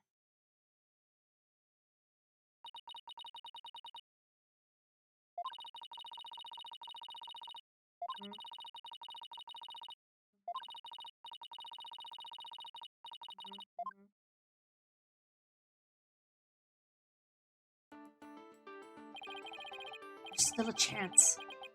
Somewhere deep in Athena's heart. Hey Slushy, how you doing? There might still be a memory that not even she knows about yet. It might be like looking for a grain of sand somewhere in the cosmos. Still, that memory might contain a new fact that could prove her innocence.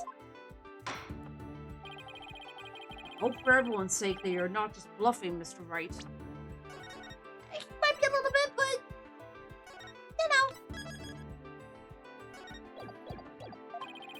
Now then, is there or is there not a problem with Miss Sykes' confession?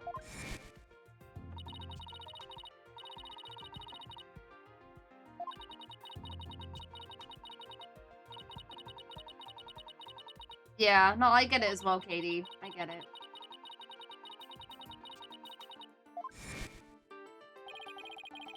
There's definitely something wrong with their memory of the event. I can just tell.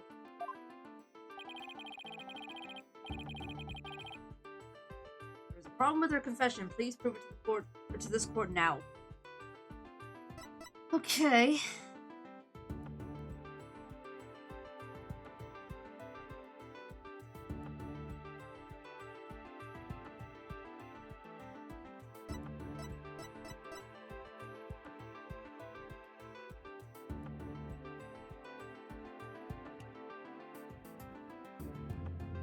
Right? Bluff?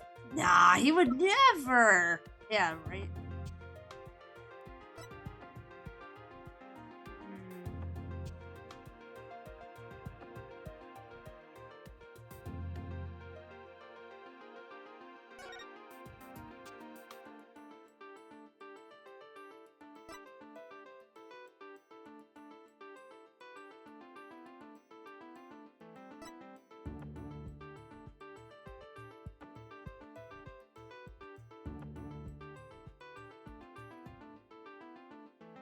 I'm just noticing that piece of paper on the floor there.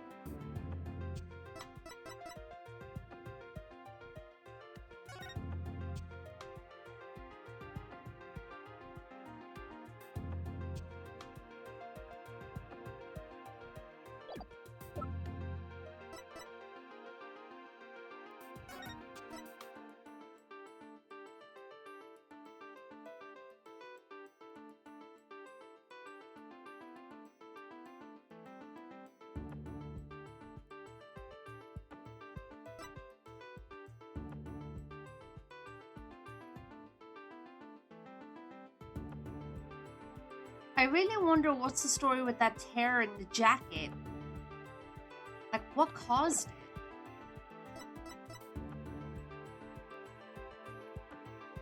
Also,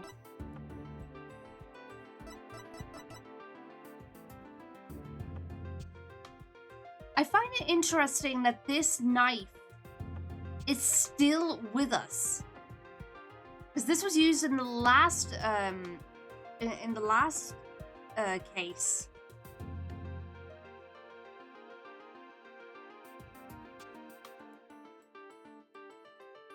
That's interesting.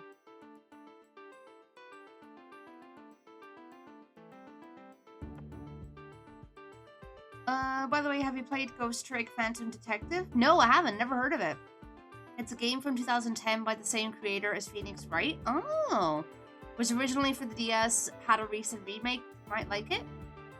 Okay, I might have to look into that. Thank you for the recommendation. It was at the crime scene 7 years ago. It was launched into space and only returned to Earth a few days ago.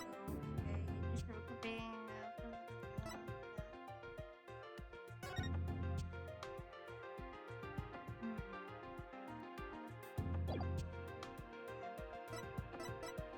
No problem with your confession. Please prove it to this court.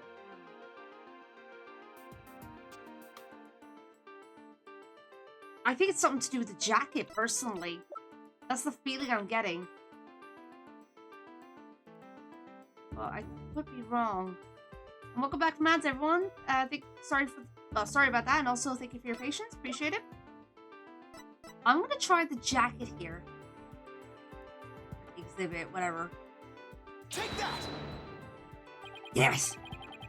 I was hoping that was it. Okay. Never mind. It's worth a shot.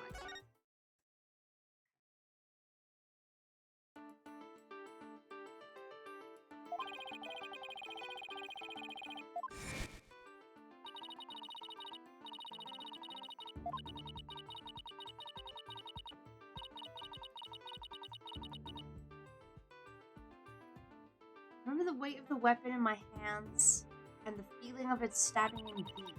I remember the warmth of the blood as it flowed down the handle onto my fingers.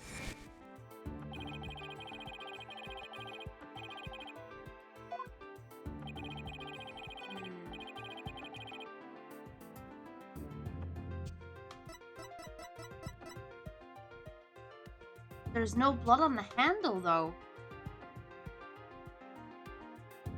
Take that! Isn't that the katana the defendant used to kill the victim, Mr. Wright? I respectfully and vehemently disagree, Your Honor. But I remember it! I remember holding the weapon and getting blood on my fingers! That's exactly my point.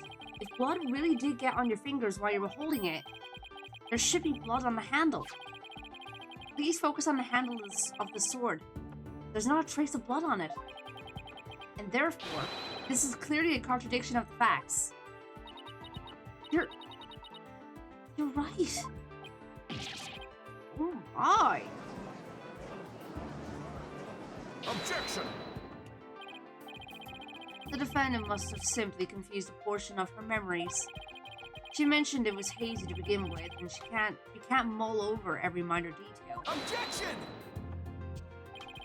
But she also said there's no question I remember it. A fact we can't ignore.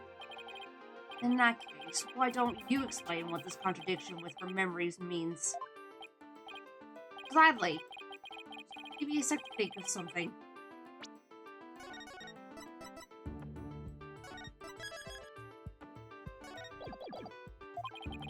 I want to say that Athena didn't stab anyone.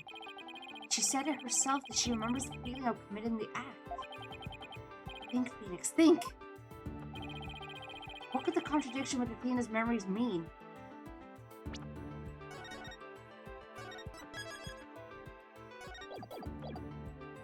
Blood was wiped off the weapon. The defendant used a different weapon.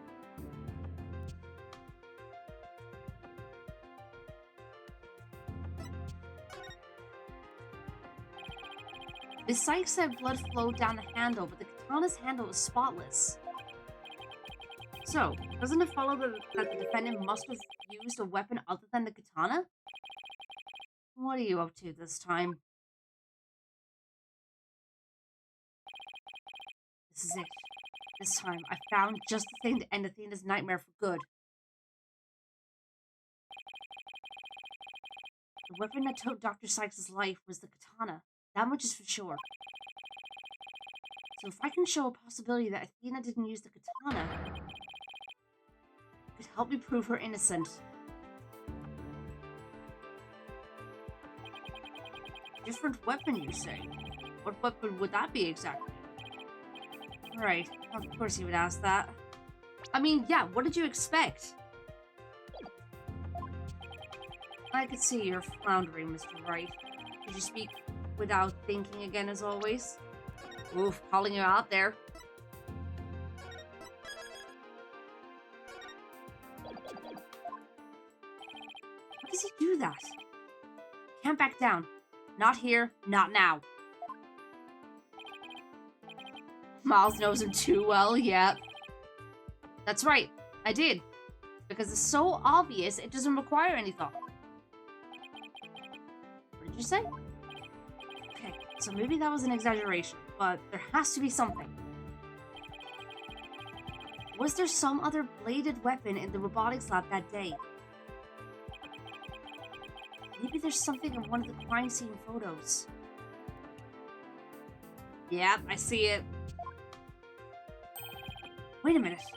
There is something. There was a high probability that that was in the lab. I don't have that particular weapon here in evidence right now, but...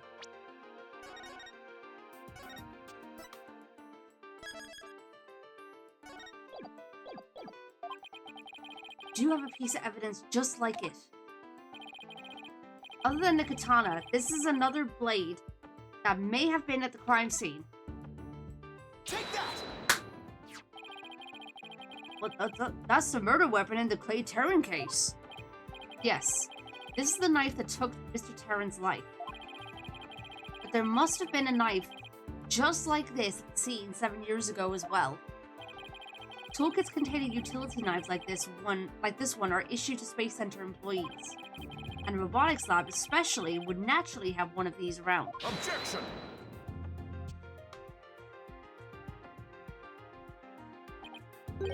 But besides the katana, no other bladed weapon was found at the site. It was in the investigation report, if you didn't know. Objection! Of course I knew that. Once you told me just now.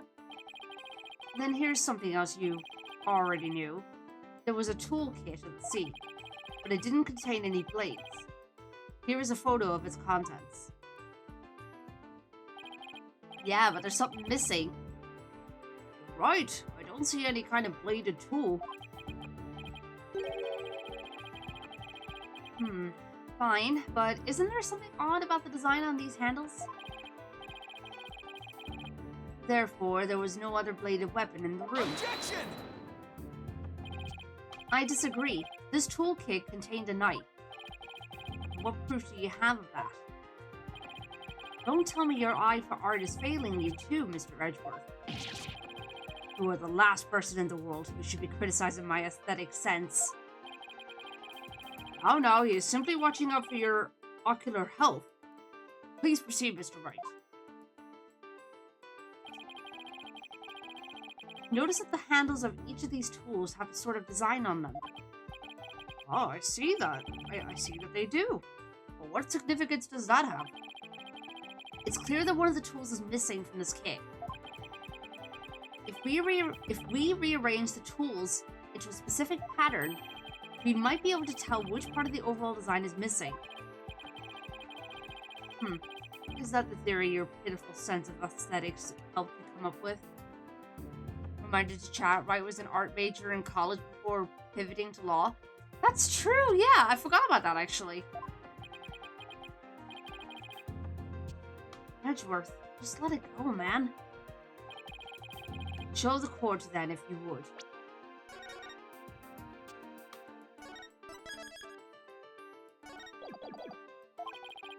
What pattern or design would we see if we were to rearrange the tools?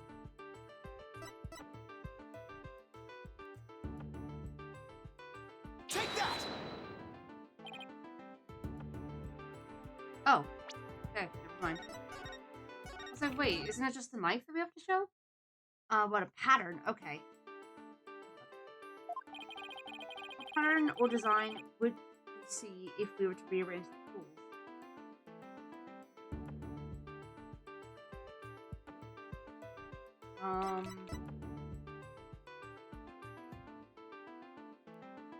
Take that! Couldn't see it too well, but I just saw the X and I thought, oh, maybe it's that. What design is this supposed to represent? The Gaiaxa logo, Your Honor. It's in all of the Space Center's documents and pamphlets. As you're aware, Gaiaxa is the program that operates the Cosmos Space Center.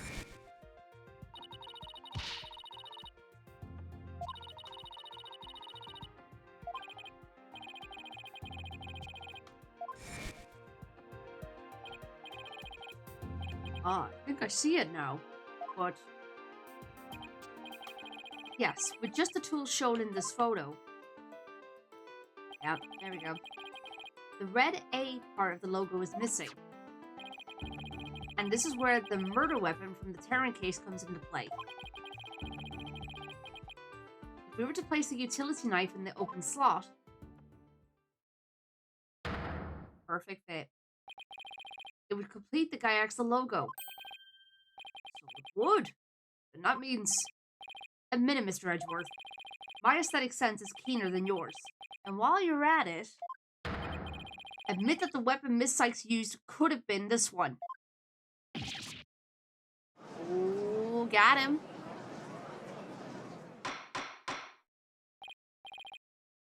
Order! Order in the court! Miss Sykes confessed to having a memory of stabbing the victim. Admittingly, Miss Sykes most likely did stab someone, using a utility knife. However, the weapon used to kill Dr. Sykes was the katana. Therefore, the act of stabbing that Miss Sykes remembers couldn't be that of Dr. Sykes. Very well. Let's suppose for a minute that Miss Sykes did use the utility knife. Tell me, how does that change anything? Yeah, he does have a point, honestly. Come again? What if the katana was only being used as a decoy to conceal the true murder weapon? What if the real weapon that took the victim's life was a utility knife? Don't be ridiculous. Or are you changing the premise of your entire argument? I'm merely offering a hypothetical situation derived from your logic. Logically, yeah, exactly. It makes sense. He makes a good point. Miss Sykes could have put blood on the katana to make it look like a murder weapon, and then concealed the knife on her personage. Is it personage? Yeah. With Blackwell carried her away, or until Blackwell carried her away. That does clear up the contradiction between Miss Sykes' memories and the evidence. If, in fact, the murder weapon is a utility knife, then fate has dealt you a cruel hand.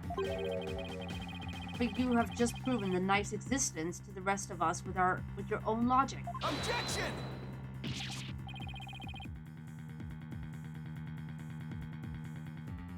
The prosecution is attempting to leave the court. Objection!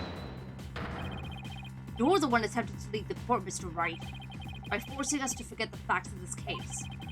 Need I remind you that there were only 2 people in the lab at the time of the murder, and that the defendant herself recalls stabbing someone with her own hands? No. It matters not whether the murder weapon was a katana or a utility knife. As long as we know that the victim and the defendant were the only ones there, you cannot escape the fact that it was Athena Sykes who killed her own mother. I don't believe it. Why? Why does this keep happening? Every time I find a contradiction, it vanishes and the suspicion keeps coming back. It's almost as if... Now you're finally starting to get it. Your contradictions keep vanishing because the charge is true. And the suspicion keeps coming back to the defendant because that's where it belongs. Phoenix right. When will you open your eyes and accept the truth? That I love you.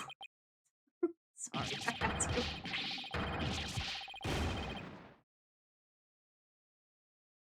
I had to do it.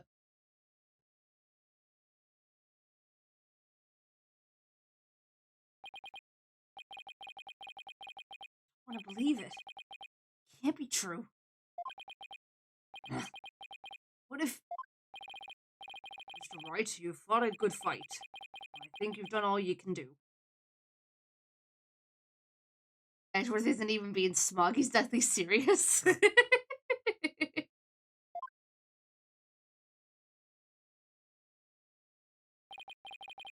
Hey man, things are getting pretty dark here. We need to have a bit of humor. No, usually I don't do that though, but I just had to do it for that one moment. Is giving up really the only option?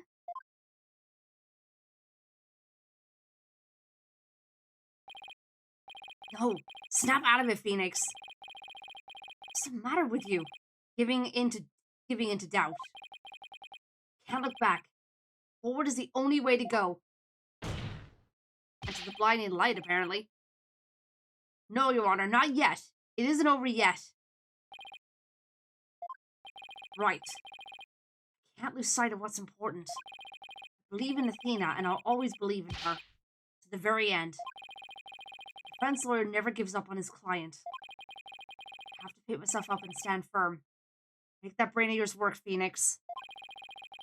If I don't see a way, I'll just have to go back and look for one. And to rethink this case. Thoroughly. Oh boy. I can see the fact that Athena must have stabbed someone with a utility knife.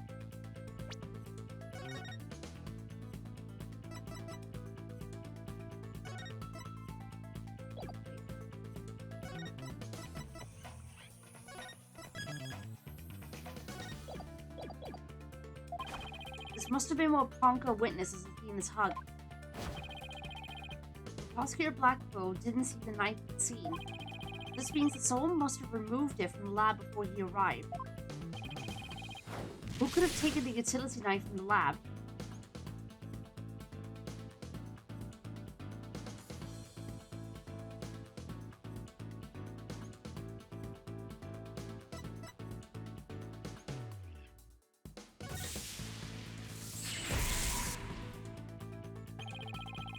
Trust in Athena, then I have to conclude there was a third person at the scene.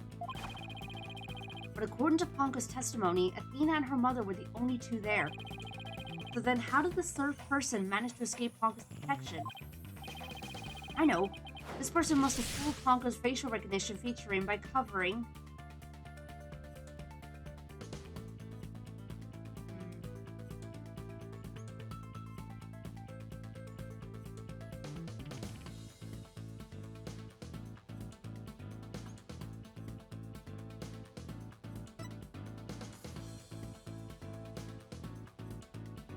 I think it's either their own face or the victim's face.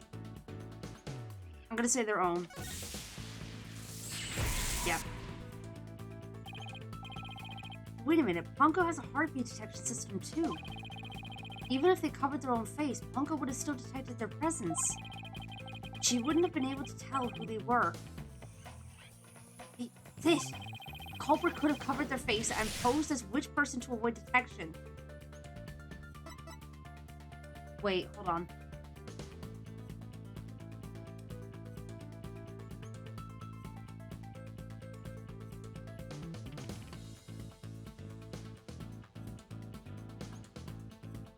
Ooh, okay. It's either Simon or it's Dr. Sykes.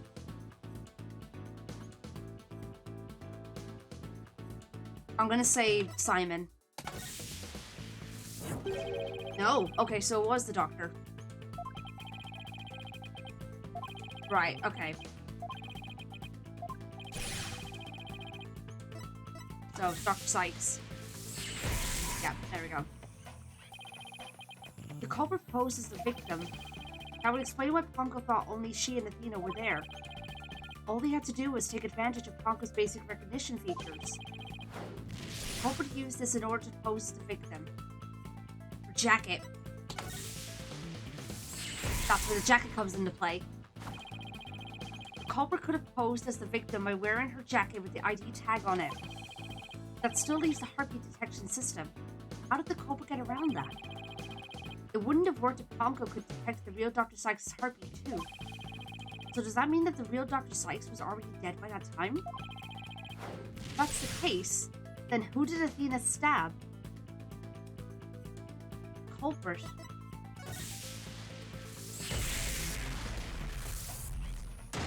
Yep, there we go. It makes sense. That's it. The person Athena stabbed wasn't Dr. Sykes. It was the person who murdered her and then pretended to be her. The real culprit.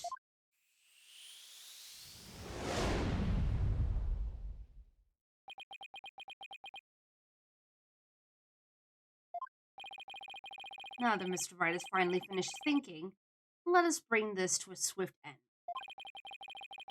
Please give us your verdict. Please give us your verdict, Your Honor, so that we can move on to the hostage negotiations. You are absolutely right, Prosecutor Edgeworth. I hereby... Objection! I didn't say I was finished. I was only pausing for a second, because I realized something so shocking I had to take a break to digest it. And now I know for a fact that Miss Sykes is innocent. Ponko saw me. She witnessed the moment of the crime. Yes, Ponko did witness something. She saw the hug. In other words, the moment you used the utility knife.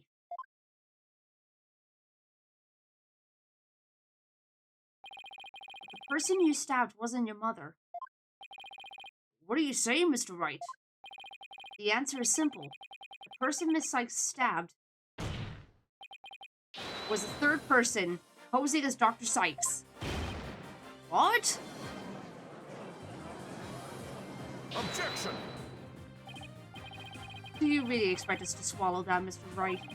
According to the robot's statements, there was no third person there. Did you really think I wouldn't see through your ludicrous grab for time? Objection! After what we've been through, Mr. Edgeworth, I'm disappointed. Don't you know by now that this smile of mine means I have absolute confidence? You make that pose all the time, regardless of the facts. He's not wrong. Ponko's strange malfunction.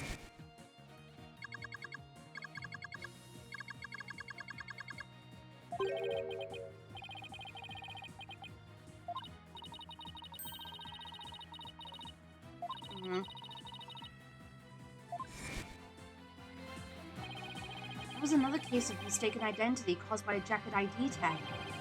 All because Ponko couldn't read Apollo's facial features due to that eye patch. Like Mr. Edgeworth said, a mask could nullify the robot's facial recognition. And then, all the person would have to do is wear a jacket with the victim's ID tag to pose as her. Objection! Of all the ridiculous theories, what good would a silly disguise like that do? Have you forgotten that the robot also has a heartbeat detection system? If there was a third person at the scene, the robot would have detected them. I'm sorry, Mr. Edgeworth, but that doesn't count for much, I'm afraid. Because by that time, Dr. Sykes' heart had already stopped beating. What? So, does that mean...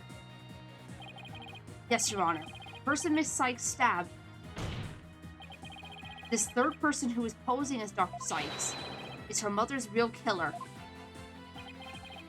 That's... I'm... Impossible! I thought you were saying I'm... It was impossible! Mask! The person I stabbed was wearing a mask? Order! Order in the court! Miss Sykes, did you say something? Mask. Yes. I remember it.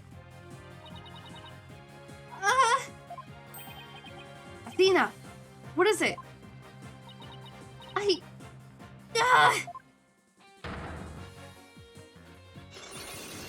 Oh, are they gonna break? I remember a man with a mask. What did he do to my mother? It was in my head. Ah! Miss Sykes, are you alright? No!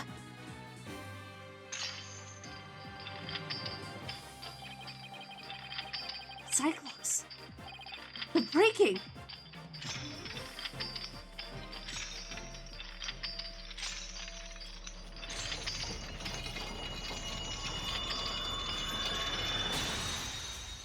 Oh, shoot.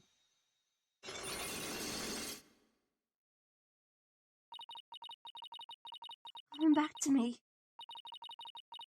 Everything that happened the day my mother was murdered.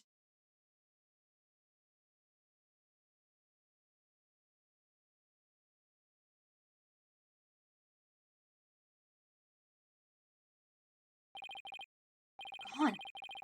The Black Cyclops are finally gone. You didn't really stab your mother, did you? All right, Athena. Just tell us what you saw that day. I was drawing a picture.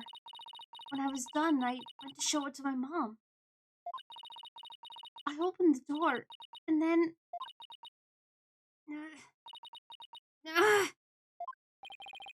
It's alright. I'm right here. You're safe, Athena.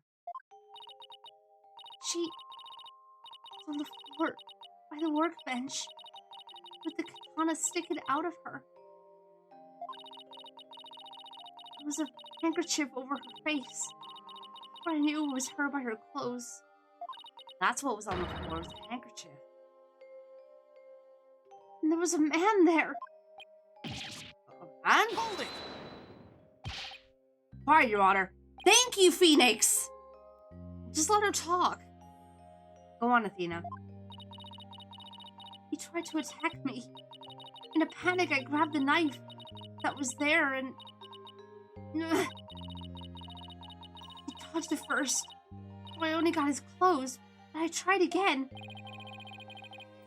And this time you got him, didn't you? I did. I remember clearly now. The knife went into the back of his hand. And he kicked me and I passed out.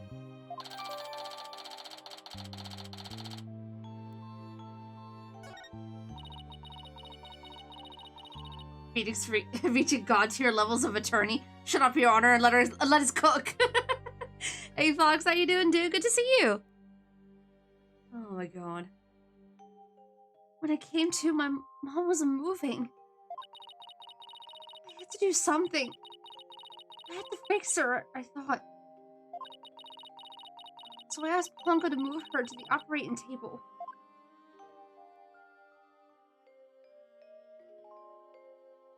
Oi, not a thing, Fox. Stop it. Something's wrong with Mom. I didn't even need to read that. Dang it. I know what she said, though. That's why she said that. Your Honor, as you can see, the defendant has just given us critical new testimony. A man was there before Miss Sykes arrived. A man who covered the victim's face. And put on the victim's jacket. This man is the real culprit. Miss Sykes, do you have any idea who this man was?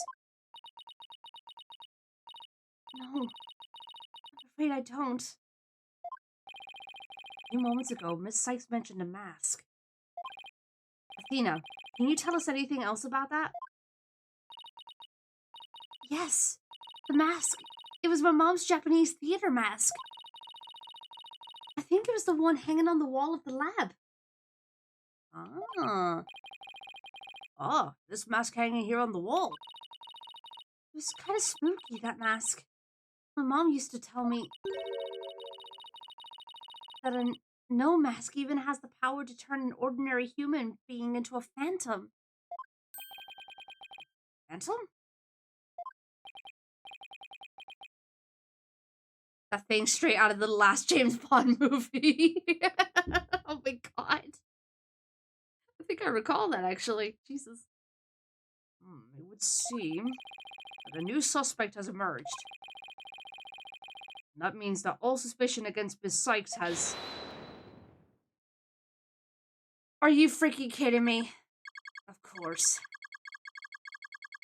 You see, this is precisely why I can't trust the court system. Athena Sykes is the murderer. I won't accept any other verdict. Miss Blackwell. This is not good. A new suspect? Where's the proof this person ever existed? Who says it wasn't all just a dream in the little princess's groggy little head? Ah, she's right. We don't have any hard evidence of the masked man's existence. Objection! Whoa! Thank you, Mr. Wright. I'll never be able to repay you for all you've done. But I'm fine now, because I could say with certainty that I didn't kill my mother. Tina, I'm so glad for you. People wonder why I have a problem with AI. Yeah. More and more memories are coming back now. So I'd like to say one thing, if I could. Honko came to the robotics lab at about 2 p.m. to recharge.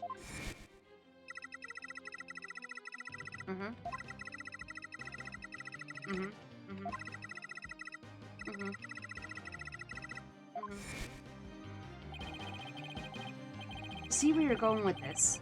If Mommy Metis was really the killer in disguise... Right. Then he must have come to the robotics lab before 2 p.m. Do I have anything here in the evidence? Let me save, please.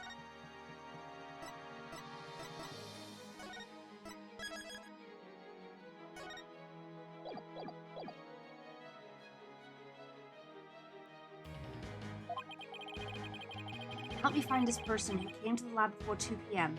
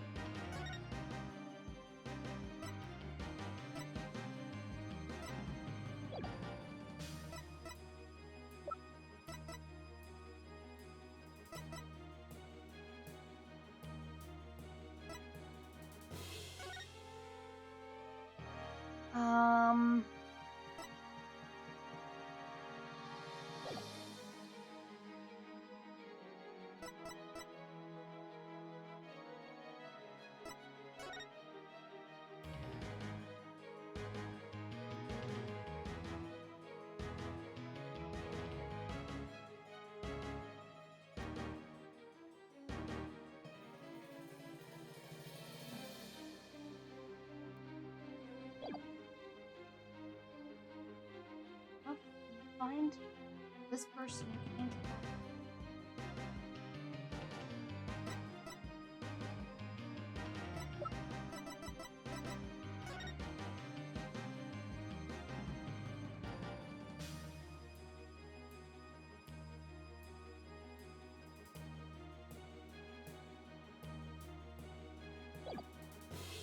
Must be that, right? Or, hang on. Do I have anything here in the evidence that could help me find the person who came to the lab before 2 p.m.?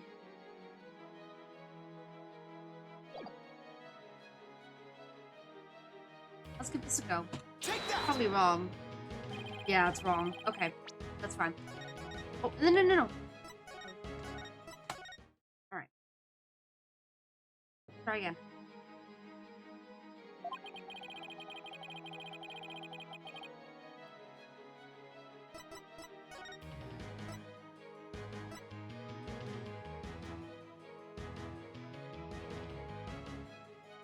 full-size replica of the Hat 1 and important items related to space. Darius, thank you so much for the raid. How was your stream? How was your stream? Welcome on in, Raiders. For those that don't know who I am, my name is Sky Blue Arts, or you can call me Serena. I'm a 2D animator and artist, and I'm also a variety streamer. Welcome on in, guys. Hope you had a fantastic time over on Darius' stream, and I hope you enjoy your stay here. We're currently playing some Apollo Justice. We're getting pretty far into this case at the moment, so if you do need to step away for spoiler reasons, I totally understand. Yeah, things are getting pretty interesting at the moment. Fun Aqua, hi, welcome on in, hope we're doing well.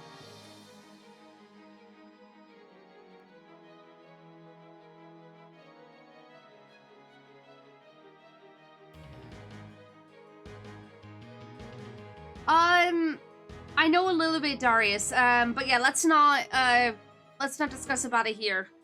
Because yeah, this is meant to be a place of just relaxation and whatnot. So yeah. Sanaj, hi, welcome on in. Hope you're doing well.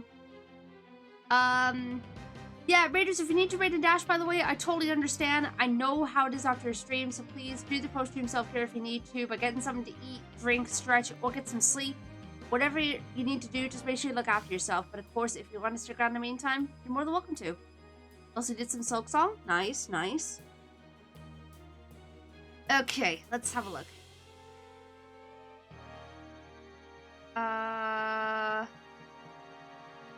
Also, I pick up the hot one, an important item. Yeah, Space Museum is open to the public. Crime scene 7 years ago, launched into the space and only... Wait. Was that the crime scene 7 years ago? Wait. This must be it then, right? Surely. Take that! No, it's not. Okay. Damn, I thought I had it. Crap. Okay. My name isn't Shirley.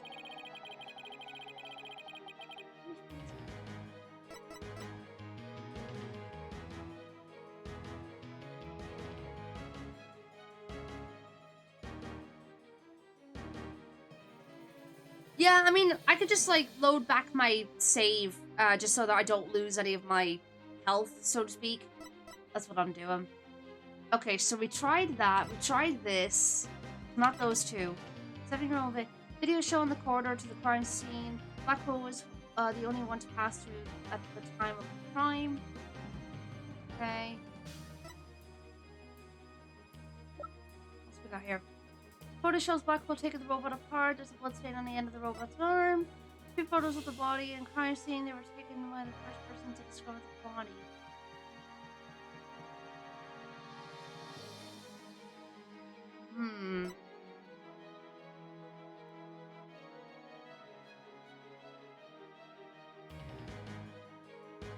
No, there's no timestamp. It's literally just still image.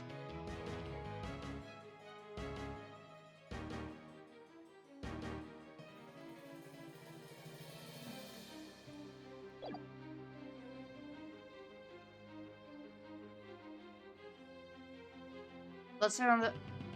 Oh, yeah. Or maybe? I'm not sure. Let's give that a go. Take that! Nope, it's not that. Okay. Yeah, I had a feeling. Okay.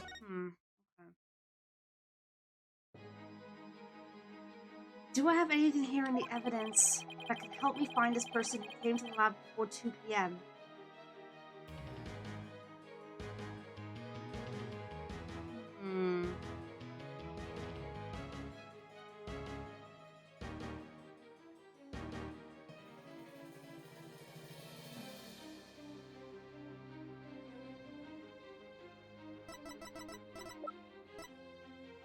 Take that! God damn it! I chose that one because of the jacket. But no, it's not that. Okay. Okay, so it's not the capsule, it's not the exhibit, it's not these photos here. It's not this, is it? It's the only thing that makes sense. Let's try that. Take that! It's not the book either. What the frick? Okay. Hold on a minute, we'll figure it out. Tobin! Cat to Van Dance. Cat! Doma, thank you for the tier 1 sub for 47 months, dude. Thank you so much. You overthinking something? Am I? Then again, it's not uncommon for me, unfortunately. So...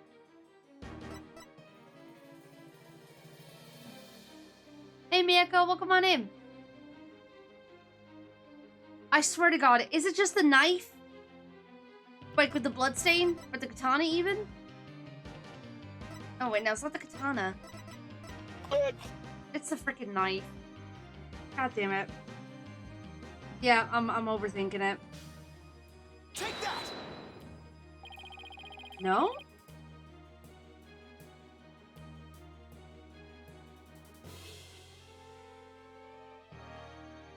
What the hell is it then, if it's not the knife?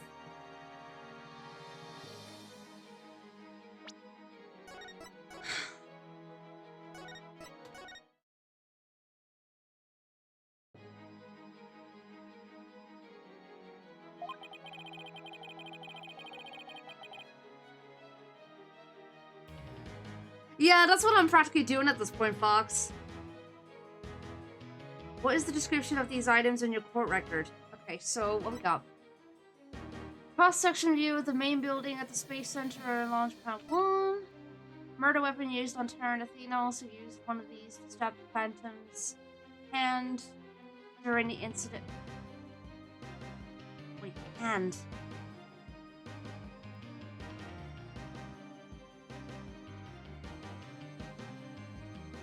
No. Tried. We tried the photo thing and that didn't work.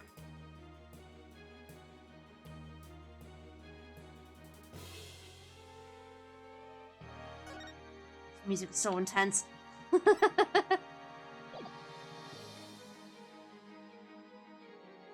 I know it, yeah, it's definitely like that at times, Miyako.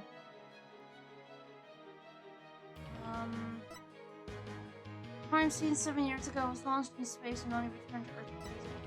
Newspaper clipping, a photo of the people involved with the launch, and the jacket worn by Dr. Sykes. Let's have a look at this again. Well, this is before Dr. Sykes died, so it's not that. There's that mask.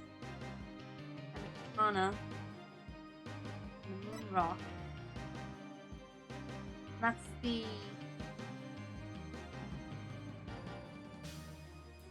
Assuming that's where Venus... well, she stabbed the hand, but... Okay. Video show on the corridor to crime scene black...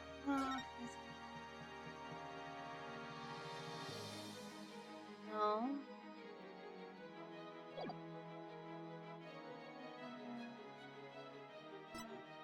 Weapon used in the murder 7 years ago belonged to the victim. The victim's blood was found only on the blade. Unless they're talking about fingerprints.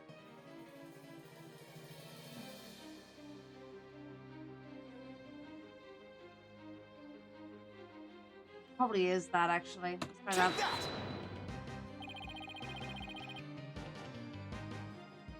What the hell is it? Oh my god.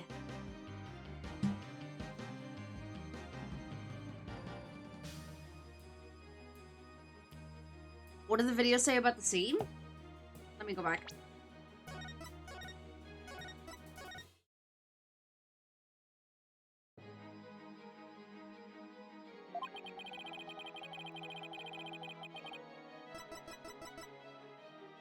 Blackpool was... Video showing the corridor to the crime scene. Blackpool was the only one to pass through at the time of the crime. Wait a minute. Is this it?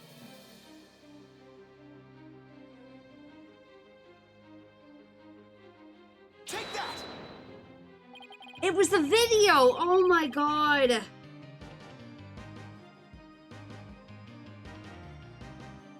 It was the freaking video! God damn it. This is Prosecutor Blackwell leaving the scene after the incident at around 3 p.m. What I'm wondering is, does the video show anyone else passing by there before then?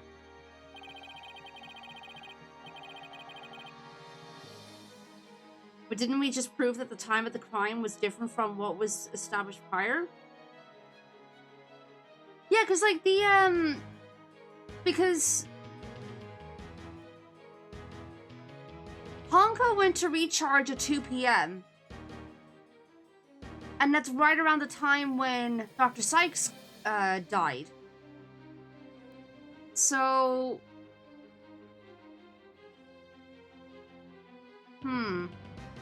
Interesting. I don't see anything in the investigation report. It looks like they didn't check. Just as I thought. So if we rewind the footage and go back to around 2 p.m.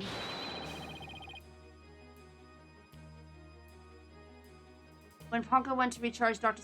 That's right, yeah, she was already dead. That's right. We should be able to see the true culprit leaving the scene. Well then, let's take a look. Come on. There. Please stop it right there. Oh, there we go. Astro Dude, hi, welcome on in. Hope we're doing well. It's just like you said. There is a man leaving the scene of the crime. Miss Sykes, do you remember this person? That's him. I'm sure of it. He's wearing my mother's jacket. Finally gonna address that. I did, but what I really wanted to see was her jacket. Okay, this is a throwback. That was on display. That was Dr. Sykes. Yeah. Can you see it? There's a slash I made with the utility knife that day. And I'm sure that knife is under that jacket somewhere. Well then, everything Miss Sykes said. Exactly. It proves that Miss Sykes' memory was correct. Dr. Sykes' killer arrived at the robotics lab before 2 p.m. He killed her and hit her face with a handkerchief. Then, he disguised himself with Dr. Sykes' jacket and mask that were there in the lab. The culprit probably knew beforehand that Ponko charged up at 2 p.m. every day. So he waited for Ponko to come to the lab for her regular recharge.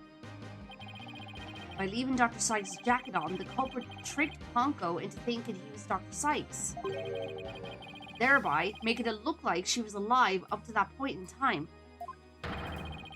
All to disguise the real time of death. Objection! What are you objecting to now? Uh-oh. I don't like the fact that the music's gone.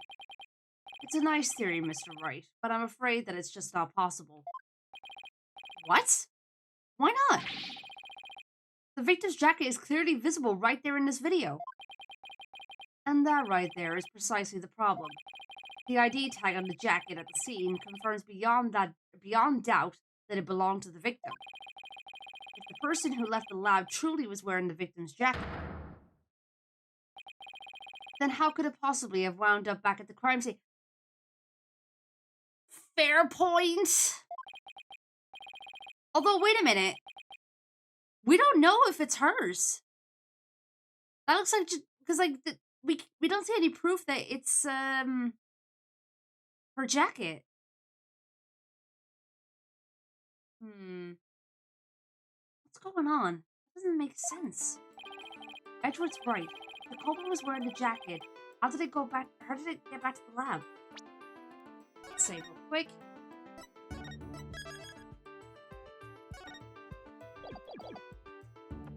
So what we got? So the killer brought it back, the victim brought it back, or the defendant brought it back.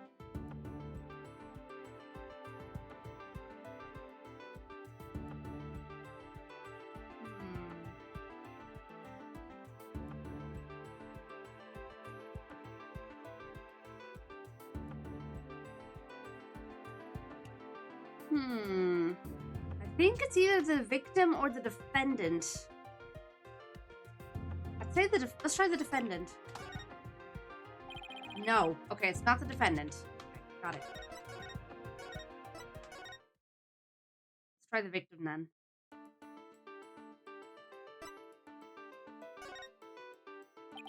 No. So, okay.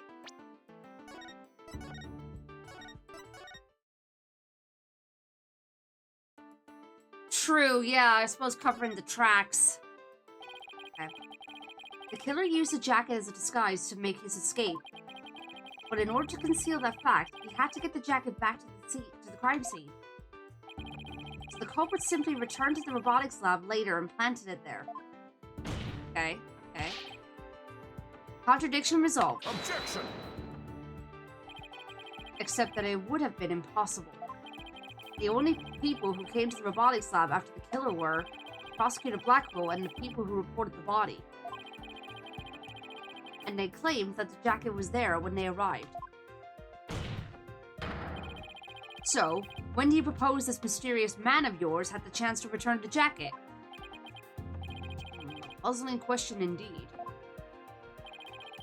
When did the culprit have the chance to bring the jacket back? I'm just constantly saving at the moment.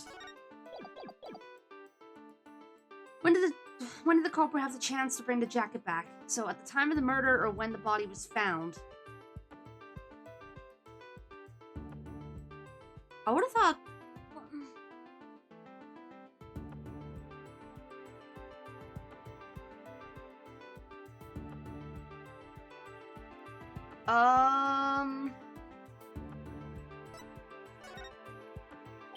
Okay, so it was when they found it. I thought I'd try it. Good thing that we have these saves. The only time the culprit could have returned the jacket was when the body was found. Mr. Wright, do you realize the implication of that argument? I do. Most people, when they come across a murder, focus their attention on the body. True. The culprit could have taken advantage of that split second to plant the jacket. In other words, the true culprit of this case, the man known as the Phantom, was one of the first people to discover the body. I never have thought of that.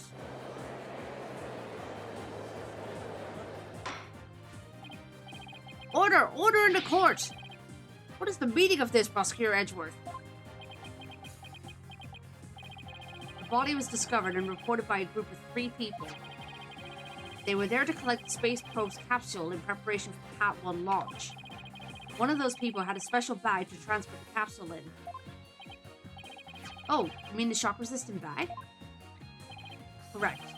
I suppose that if the jacket was in that bag, it could have been returned to the scene of the crime without anyone noticing.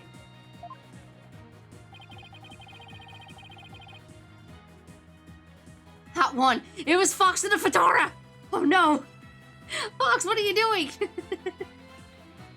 I'll see to it that you get the reports on those 3 people. You will? You should also check the facial recognition database for that robot. If this person felt the need to hide his face with a theater mask, it might mean that his facial data was once registered. Oh no!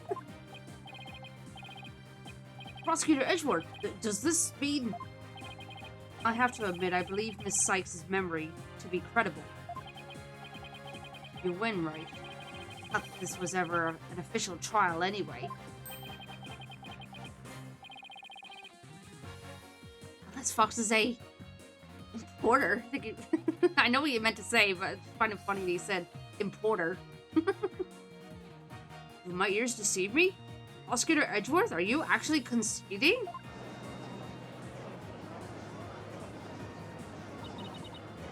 Is it true, boss? Does this mean I... Leave it. It's over. I won. I proved that both Athena and Prosecutor Blackwell are innocent. Your Honor, I see no need to further prolong this trial. Objection! God's sake. Hold on, Mr. Wright. Have you forgotten who's in charge of this trial? That's right. I'm the one who's supposed to say, I see no need to further prolong. Not you either, Your Honor. Now, silence. Yeah, we still haven't dealt with you. The little princess who was truly beloved by Metis and who repaid that love with death All these years, hating Athena was the only thing that kept me going. And what do I do now? Can anybody tell me? How am I supposed to go on? I don't know whether I should have stuck with her regular voice or the robot voice, because she's talking through that robot right now. Blackwell. How unlike you, Aura. Metis was deeply passionate about her work, and she chose you as her partner. Isn't that... Shut up, Simon. You know exactly how I felt about her. Her respect as a co-worker wasn't all that I wanted. Did you want my advice, Botface? Self-destruct. Wow. Then what did you want from her? Did you really just go there, Your Honor? Aura, there is something I wanted to say, if you will let me in here. Hey, give me the pets. How you doing, Mike? I have in my possession a lead on who Metis' murderer is. You do? Right, Dodo. You asked me about the identity of the Phantom of 7 years past. That's right. Phantom. Person Blackwell has been looking for, even from behind bars. 7 years ago, somebody hatched a plan to sabotage the Hat 1 rocket. Spy. He was no ordinary spy. We knew naught about him, his background, appearance. We came to refer to him as the Phantom. At the time, I was working with the police to hunt him down. And then one day, a miracle occurred, and I obtained a lead on him. Oh, how exciting! What was the lead? A recording of the Phantom's voice. The quality was too poor for proper voice analysis. Yes, I had hope. Laura's co-worker was a scientist who could analyze human emotions. So I asked her to evaluate the recording using analytical psychology. And that scientist was Dr. Sykes. Yes, the spy's greatest fear is to have his true identity discovered. In addition to Hat 1, Dr. Sykes' results in recording were surely among his targets. Interesting. Alright, we're gonna pause here for a second because the ads are about to start. So, hang tight, everyone. I must have stretched my back in the meantime. Ugh. How's everyone doing, by the way? The music is so dramatic. I mean, I love it. It's just goddamn.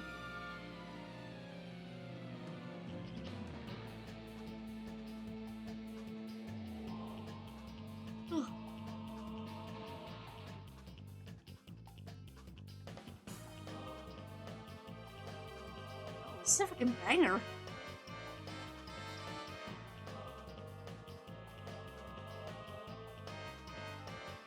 There's the ad. Alright, yeah, I'm just gonna wait for the ads to be over and then we'll continue. 6 slowly getting better. Oh, I'm sorry to hear that, Jason. I hope you feel better soon. Soundtrack of this game has this track as the Phantom, so gotta give your main antagonist something. Yeah.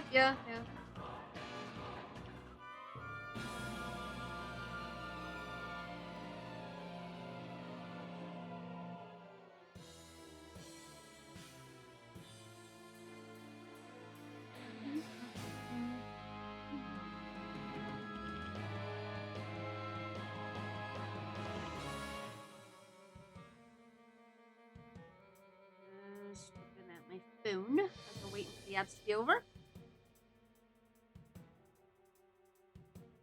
Ooh, excuse me.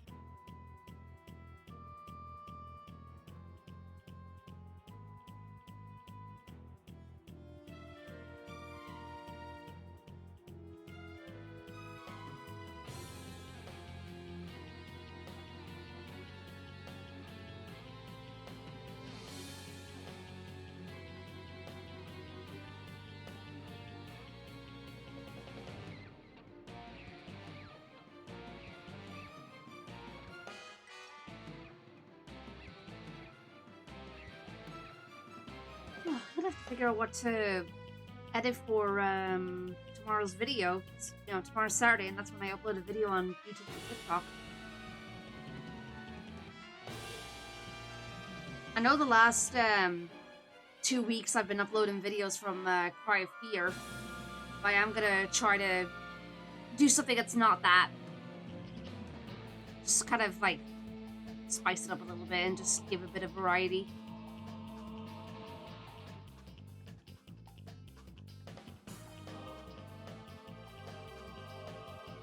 I'm just realizing now I'm actually gonna have to update my commands and my little banners at the bottom of the stream. Because some of them are pretty old at this point. Because I just want to make it look nicer.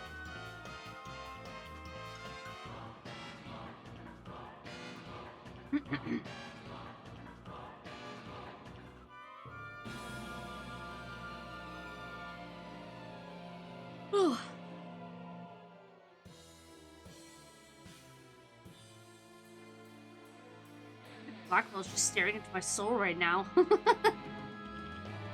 Stop looking at me like that. Stop. Stop.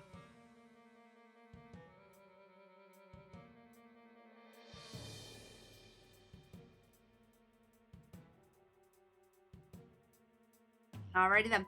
Welcome back from ads, everyone. Sorry about that, and also thank you for your patience. Appreciate it. Alright, we will now continue. But his search at the Space Center bore no fruit, so he must have started to panic. He couldn't find them? Well, where could they have been? Who is to say? Wow, I bet he's never let that out of his sight all these years. Alright, Dora, no worries. Thanks for hopping in, though. I appreciate it. Take care of yourself. How in the world did you smuggle them into prison? Oh, I have my ways. What's more, my partner is especially talented at that sort of thing. Oh, your bird! Hello. I worked to lure the Phantom in by spreading rumors throughout the underworld. I was even granted permission to prosecute cases to attract the Phantom's attention. So that's how you were able to prosecute.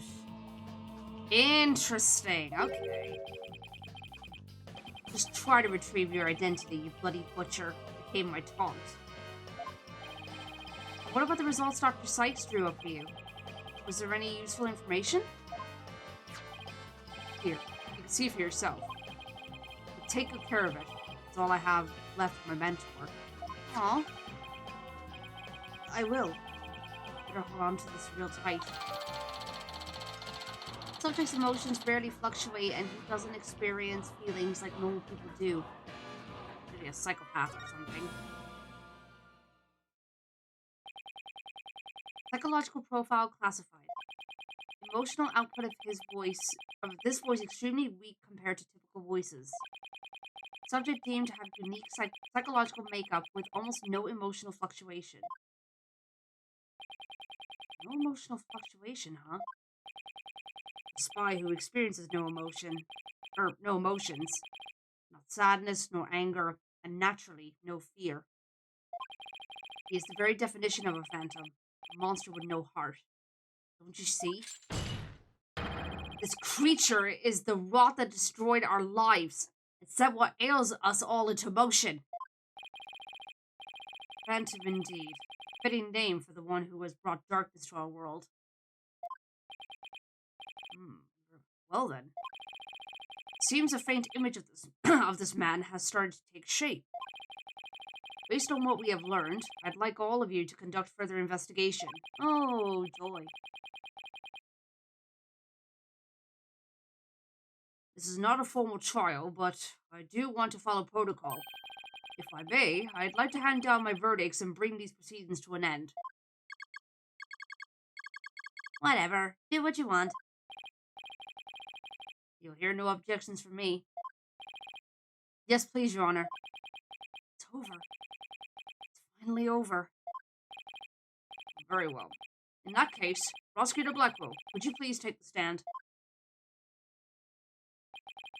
As a result of this trial, your innocence has been proven.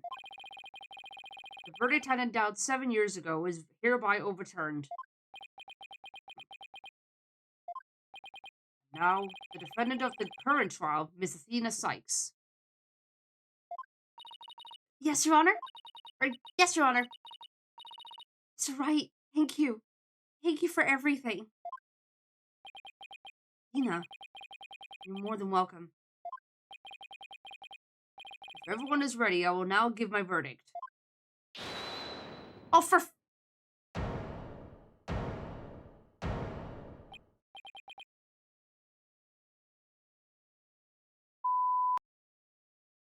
You! Apollo?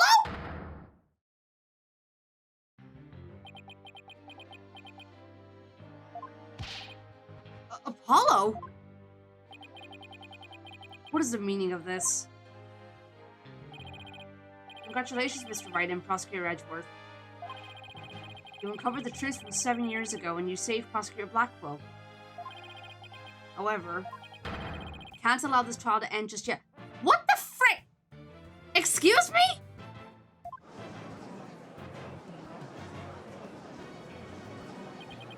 Why, Apollo? Why would you do this to us?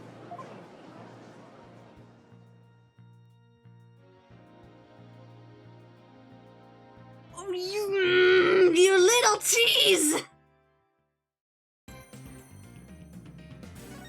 Oh, that is such a tease!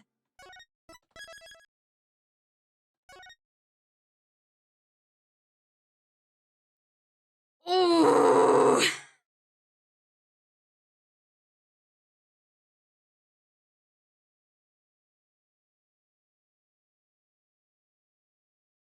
Oh my god.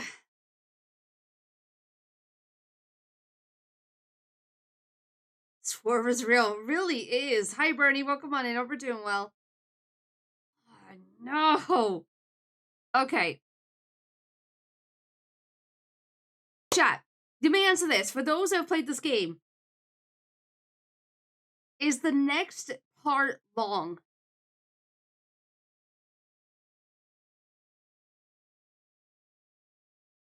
I want to know before I continue.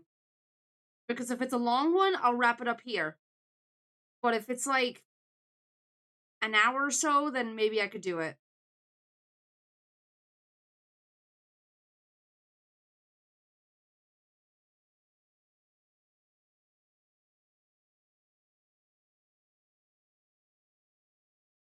True, Fox, true. That is true.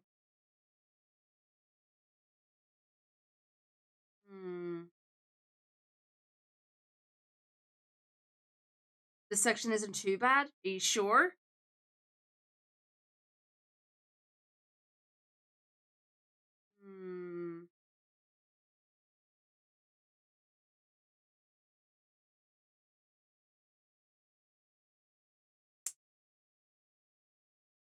I wouldn't risk it personally. Oh, God. Now I'm morbidly curious.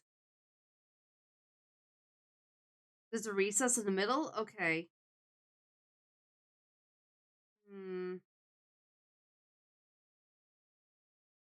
Maybe we're better off waiting until next week, if that's the case. As much as I would love to keep going, but I also don't want to hurt my throat voice acting. Because I don't know if you guys realize, these Phoenix Wright streams take a lot out of me. Both mentally and physically. Because, like, I'm having to do a lot of talking, I have to do a lot of voice acting, and of course I'm trying to be entertaining as well. So, it's quite tough trying to balance it all. Yeah, Fox, you know from experience. So, it's rough. Like, guys, I don't think you realize, for anyone that's not a voice actor, I mean, I'm not a professional voice actor, but I have done voice acting before, not just on not just playing these games, but also from actually doing voice acting. Usually when you do voice acting, it's in small sessions. You only go for like an hour, 2 hours at max. usually it's a lot more spaced out. After a max of 2 hours. Yeah, exactly. Your voice is done. Like, it really takes a toll on you after a while. So they kind of spread it out over time so that you don't hurt yourself, essentially. But there is no checkpoint the rest of the way. Okay. Yeah, I think then, excuse me, if there's no checkpoint for the rest of the way, this is probably the best time to wrap up because I don't want to stop in the middle of the trial for us to continue next week. That would not sit right with me whatsoever. So I think this is a good time to wrap up. I know it's only like just a little over 3 hours. It's a short stream, well, shorter than usual. But yeah, I do need to be careful. So yeah, you don't voice every character. Well, I mean, well, yeah. In a regular show, you don't voice every character. But in this case, I'm a one-man show, so you know. Oh my goodness. All right, yeah, we're gonna wrap it up here. Continue to the next chapter. No.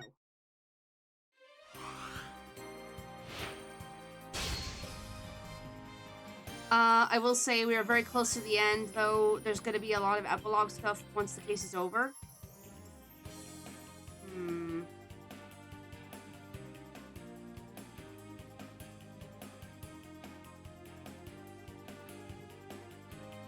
Yeah, epilogue definitely makes it longer.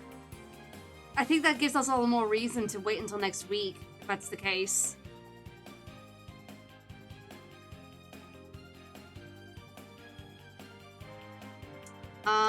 Alright, hang on a second. Oh yeah, thanks for the reminder. Let me have a look.